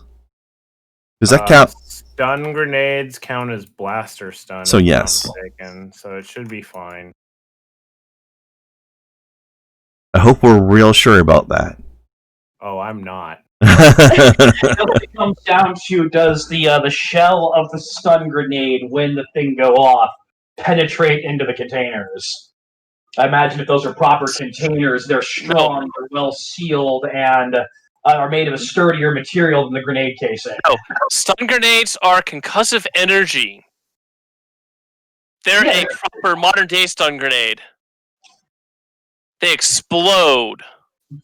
Yeah, and it's a huge wave of energy. Yeah, it's like a photon grenade. Well, stun grenades in Star Wars are energy grenades. Yeah. They are not explosives. No, but when they go off, you still have a physical object whose shell is going to disintegrate in the process. Yeah. That's probably okay. That's what I'm saying. It's just that little shell that contains all the stuff necessary to make that huge energy burst. So that should be that should be fine to use then. Flashbang, then at a regular like USPS postal place you put your mail, and it blew up literally right next to it, would it penetrate through that box? That shrapnel from a flashbang. Probably not. Okay, no, I think we'll be good. I don't think that it necessarily. I don't think it would either. So we're probably okay then. You don't want it around the you don't want it around the gas because it specifically knocks people down. So it would also knock the containers over. Also, we are. The containers can bounce around. It's just if you hit them with a blaster bolt for some reason in every fucking iteration of Star Wars, if you hit anything containing Tabana gas with a blaster bolt, it fucking explodes. Well, yeah, doesn't it basically set off a plasma chain reaction? Aren't several of the weapons in the setting literally fueled by the Diabolic gas? Yeah, Blaster ammo. That's how it works. So basically, the grenade sounds like a good idea because we've got 5 people that we don't want to flee. And then our pistols should get primarily aimed at the one guy that's armed. And If he shrugs off the grenade, that is. Just remember, we are firing on stun. Do not use lethal bolts. Or we are all dead. Unless you want to risk killing us all. I don't have a blaster. Well, Huh? sucks for you, bud. Well, There you go. you go. All right. He's gonna sneak up on that corner. Uh-huh. Alright, Decker would probably go first just to make the grenade thing work out, or if he doesn't go first, he'll let whoever's going to get on the corner go point, and think, alright, come on in. Either way, once he's clear, he's going to come in low and roll one and then the second Oh my god. towards the Ugnaughts. So he's Actually, oh wait, slow down on that. It looks like they're a little spread out. Spread out. Yes. that's why we got to use They 2. are. You at best you're going to get 2. Well then, we get 2. It's a 2 square burst radius. Ooh, damn. Yep. Does that mean Alright, does go. that mean a 2x2? Here. So it Well, looks how like we're going to storm out and go crazy. I was thinking, see how many we can grab without getting noticed first. Now, what you said about the burst? Does that mean it's a 2x2 squares cube or what? Two square burst radius. So I think 2 that's squares from a out corner. from the center, then. Yeah, I think it's at a the corner. yeah. So you choose a square and then 2 squares out in every direction. It Like I does. said, I'm not certain it's a square. It might be a corner. Burst radius. Corner. When you switch weapon, you decide where the center of the burst is always on the corner of a square, as per area attacks burst radius. So it is a Yep. square. Corner. You said the So- word square in that description. No, it's a 4x4 Okay. because you pick a corner, you go 2 left, 2 right, 2 up, 2 down. That's a center then, not a corner. But a quarter of a grid square is what you're talking about. No, I'll draw this out real quick. Yeah, it's fucking weird because they had to use very non-standard language. That sounds to me like what you're saying is it's a 4x4 square. Yes, that's exactly what I said I was saying. Yes. Okay. Oh, Yeah. So yeah, we can So, catch 2 So guys you would with do it. that, Right. I'm and then totally you would have freaking grenade. you would use this Yeah, quote unquote area as the grid corner. Yeah. It's centered on the corner. That was weird language, Like but yes. So, So if you can move that thing over to the right, we could get those 2 guys with 1 grenade. That's the best we're gonna do. So there's no point in using more than 1 grenade, at least in the opening volley. nope, because that's the range. What Oh no, it wouldn't do that either. Yeah, well, still, 1 stun All grenade, 1 just boop, done. I would recommend holding back the grenade for later. You Yeah. think so? Alright. Until they you, group you up. can only get 1 guy with it right now. Maybe they'll maybe when they're running around in a panic, maybe they'll group up a bit more, and then you can do it. Which one had the carbine? I'm guessing the guy in the back, because he looks different. Well, it is about 7:50. We got 10 more minutes before we normally done. Do we want to save this for next time? Yeah. It's like, yeah, I'd say just as we're getting ready to pull weapons and charge in. Guarantee this is going to take more than 10 minutes. The first round's going to take Yeah. 10 minutes. I was just saying, I really prefer if we tried this stealthily first without being seen. Get as many as we can out of combat, but We're going to get 1 or 2 at best. but there's no reason not to do it. Yeah. We're definitely ambushing these guys. Although, we might be able to intimidate them into surrendering. If we do sneak in, and we all sneak in really well, it does mean that we can very easily focus fire on one of them with the stun weapons and just knock a dude out immediately. Actually, yeah, let's do that, and then maybe the rest will surrender. If maybe we can talk the rest into surrendering. After we drop one guy's like, he's okay, but we can do that to you too. No, it's simple. Listen, we're taking y'all in peacefully. If y'all have any weapons you pull, you might have an accident in the machinery, though. You best come quietly. Yeah, basically. And then for effort, Decker could just grab one and be like, hey, you want a trouble? We got this machine's trouble, right? Doesn't have to be that way, though. If in the scuffle, you fought us and you got knocked into it. Well, the main point being that by dropping the first guy with stun, we've proven that we are not trying to kill anybody. Ideally. And we can leave it at that. There's just one thing. These guys are doing illegal shit. Illegal enough that the guild's been trying to get them for some time. And what they're doing in association with the Hut.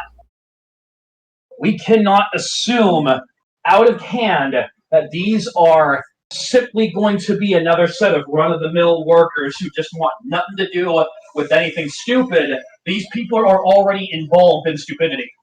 You know what I think? I bet these 4 guys are probably those guys. And then the guy in the back is the guy that's deeper in the shit. Possibly. By the way, I just said, let's go in, but don't let your guard down. That guy's either a protector or an enforcer that's forcing them to do it. One or the other. Then they are all willingly engaged in this kind of criminal activity, and they all know the consequences of being caught. Yeah.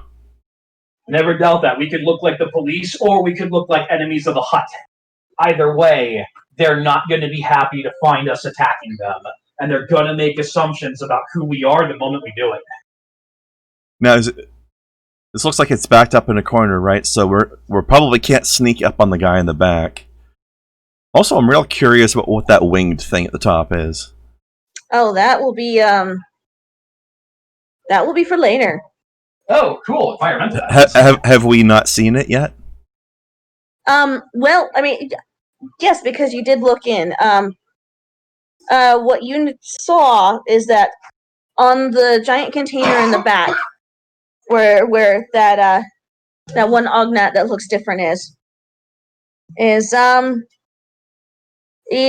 winged creatures. Winged creatures? Yes, they are winged creatures. Oh, Deckard's favorite. We don't recognize it? Alright. Alright, what kind of winged creatures do we have in the garbage chute that leads to fiery gas hell? Well, they are, I mean, I could tell you, but you wouldn't know in character what they are. Then don't tell us. Even without knowledge? Well, I have a picture, actually. We did have a holo vision of it. I have a picture that I can send to the group. Let's run a Google image search on that video footage. Video footage? Yeah, the holo recording we took of them. Yeah. Yes.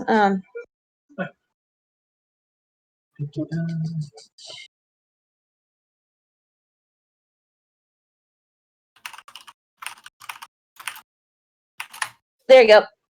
In the Discord chat is what they look like. Christ, they're hideous. Oh. Just alien mouth fur bats. If you want to put it up.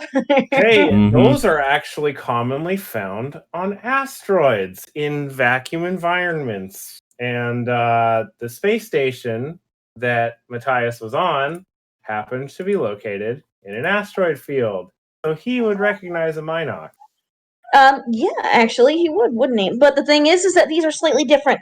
It's Minoc, but you can tell that they are different than the ones that you grew up with. because they have numerous pocket pouches on their wings and body. So a unique evolution of the creatures. Also, Yes. how big are they? Small. Like they are termed as a small creature. Sort of like That's still like potentially as large as a dog. Yeah, like Yeah, small dog. Like a beagle. so they are small. That's the kind of thing you want a stun grenade if we're worried about it. I mean, are they aggressive things? I mean, we don't even know because we don't know what this variant is anyway. Yeah, you don't know. So they may or may not be combatants. How many are there? Jesus Christ. Is it like a little swarm of them or something? There are 6 of them. There's 6? I vote you just drop a grenade on where they're at. Oh, wait, they're hidden. Are they stuck in the container? No, they're on the outside of the container. So they're free. They're not chained or caged in any capacity. Not in any way. Fuck that shit that makes some utility. Yeah, stun grenade them. Let them go ape shit. Close the door. Disagree. No? Disagree with stunning the bats. I mean, I don't know if you can even chuck the grenade that far. Believe me, if the bats are a problem, we'll just shoot them. We don't have to fucking waste one of our stun grenades on them. Yeah. So mainly, I think we have a Jedi, well, not Jedi who can fucking just like force control the fucking creatures. Yeah. Honestly, I think our 2 priorities are drop the guy with the gun and don't let the other ones run away. If anything, I'm just gonna treat him to a wing shearing. Oh my god. You okay there, Lena? Yeah, I just read something that is gonna be amazingly horrible. Oh, goody. I like horrible things sometimes. Yeah.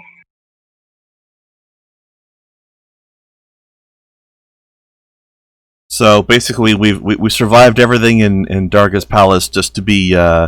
We've survived hordes of Gamorreans just to be eaten to death by a little cloud of cat bats. Yeah, kinda. Right. You know, I don't think it's going to be eating that's the problem. What? I don't think they're going to eat us. I think that's going to be the problem. No, they're not gonna eat you. So they're flyers. They're small. You're hearing like basically cat sized. And they got a shit ton of pouches all across their body. Dozens of them across their body. Yes. It's either their weakness or it's their strength. If this is an evolutionary chain on a gas giant. They're probably exploding mine. That would be awful.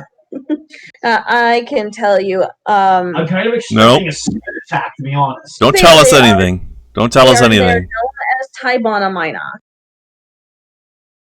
So what you're saying is we shoot one of those with a lethal blaster pistol and let them explode. We're trying to avoid explosions. I don't think that that's going to be a possibility if those are suicide bombers. They're explode if you shoot them. Well, don't shoot them when they're anywhere near any of the canisters, at least. They're not going to explode if you shoot them. All right, I think it's all the information we need. It's all the information I'm going to give you. At this point, it's like, yeah, but everyone's focusing on the bats. Like, oh my god, the little flyers are clearly the most dangerous thing here. We see No. this. Never mind the guy with the huge rifle. They're the unknown. That's why I want to sneak in. It'd be fun to take a couple of them down and sneak up on the guy with the rifle. Yeah, that'd be great, but look at the map. It's not possible. Aggressive or territorial creature. Not that you can tell. Oh shit, I couldn't tell with the other ones either. I just kind of fucking guessed on the bird of prey features. I went, attack the other ones, and to my astonishment, it worked. I can't expect that of a creature that does not have a sociopathic relationship with its own. There's no way we're sneaking up on the rifleman, I don't think. I think we're doing a breach and clear here. Well, I do too. The thing is that you can see when Volop walked into the room, he could see that they're hanging on the tank and they're not disturbed by the Ugnaughts. And they're not attacking the Ugnaughts. They're just on the container. Yeah, I the don't- Ugnaughts clearly brought them here. They're either tamed or any of that. The point is like they use the force on the bird the one time to get it to fight was a 1 in a million chance of that working. When he literally found a creature that could look at its own kind and have literally no hesitation in attacking and killing them. Yeah. And there's only one sort of creature I could expect that to work on in real life. It's like if I fucking mind control the kitty cat, be like, why don't you go fight the other kitty cat? Because I don't think most cats have that kind of loyalty. It is not an impulse there not to attack. If it's not a cat they know, yeah. Well, Yeah, even cats if are you very know it. territorial. When they have like other cats, they might attack. But you get feral cats, they will absolutely be hostile to a cat they don't know. Yeah, Anyway, it's like- As long as it's not like their brother or sister kind of thing, yeah. Should be No, fine. but that's just it then. It's like any creature capable of pack bonding, and he does this thing and goes attack your pack mate, they normally would be like, what are you talking about in their bird brain?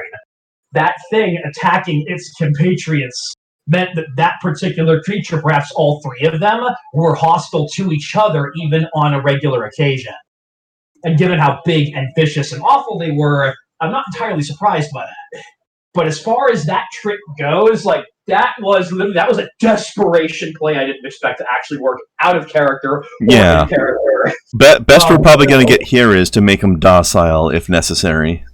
Yeah, so we're looking at these things here surrounded by all of this working machinery and these people. They're not caged animals in an aviary up on display.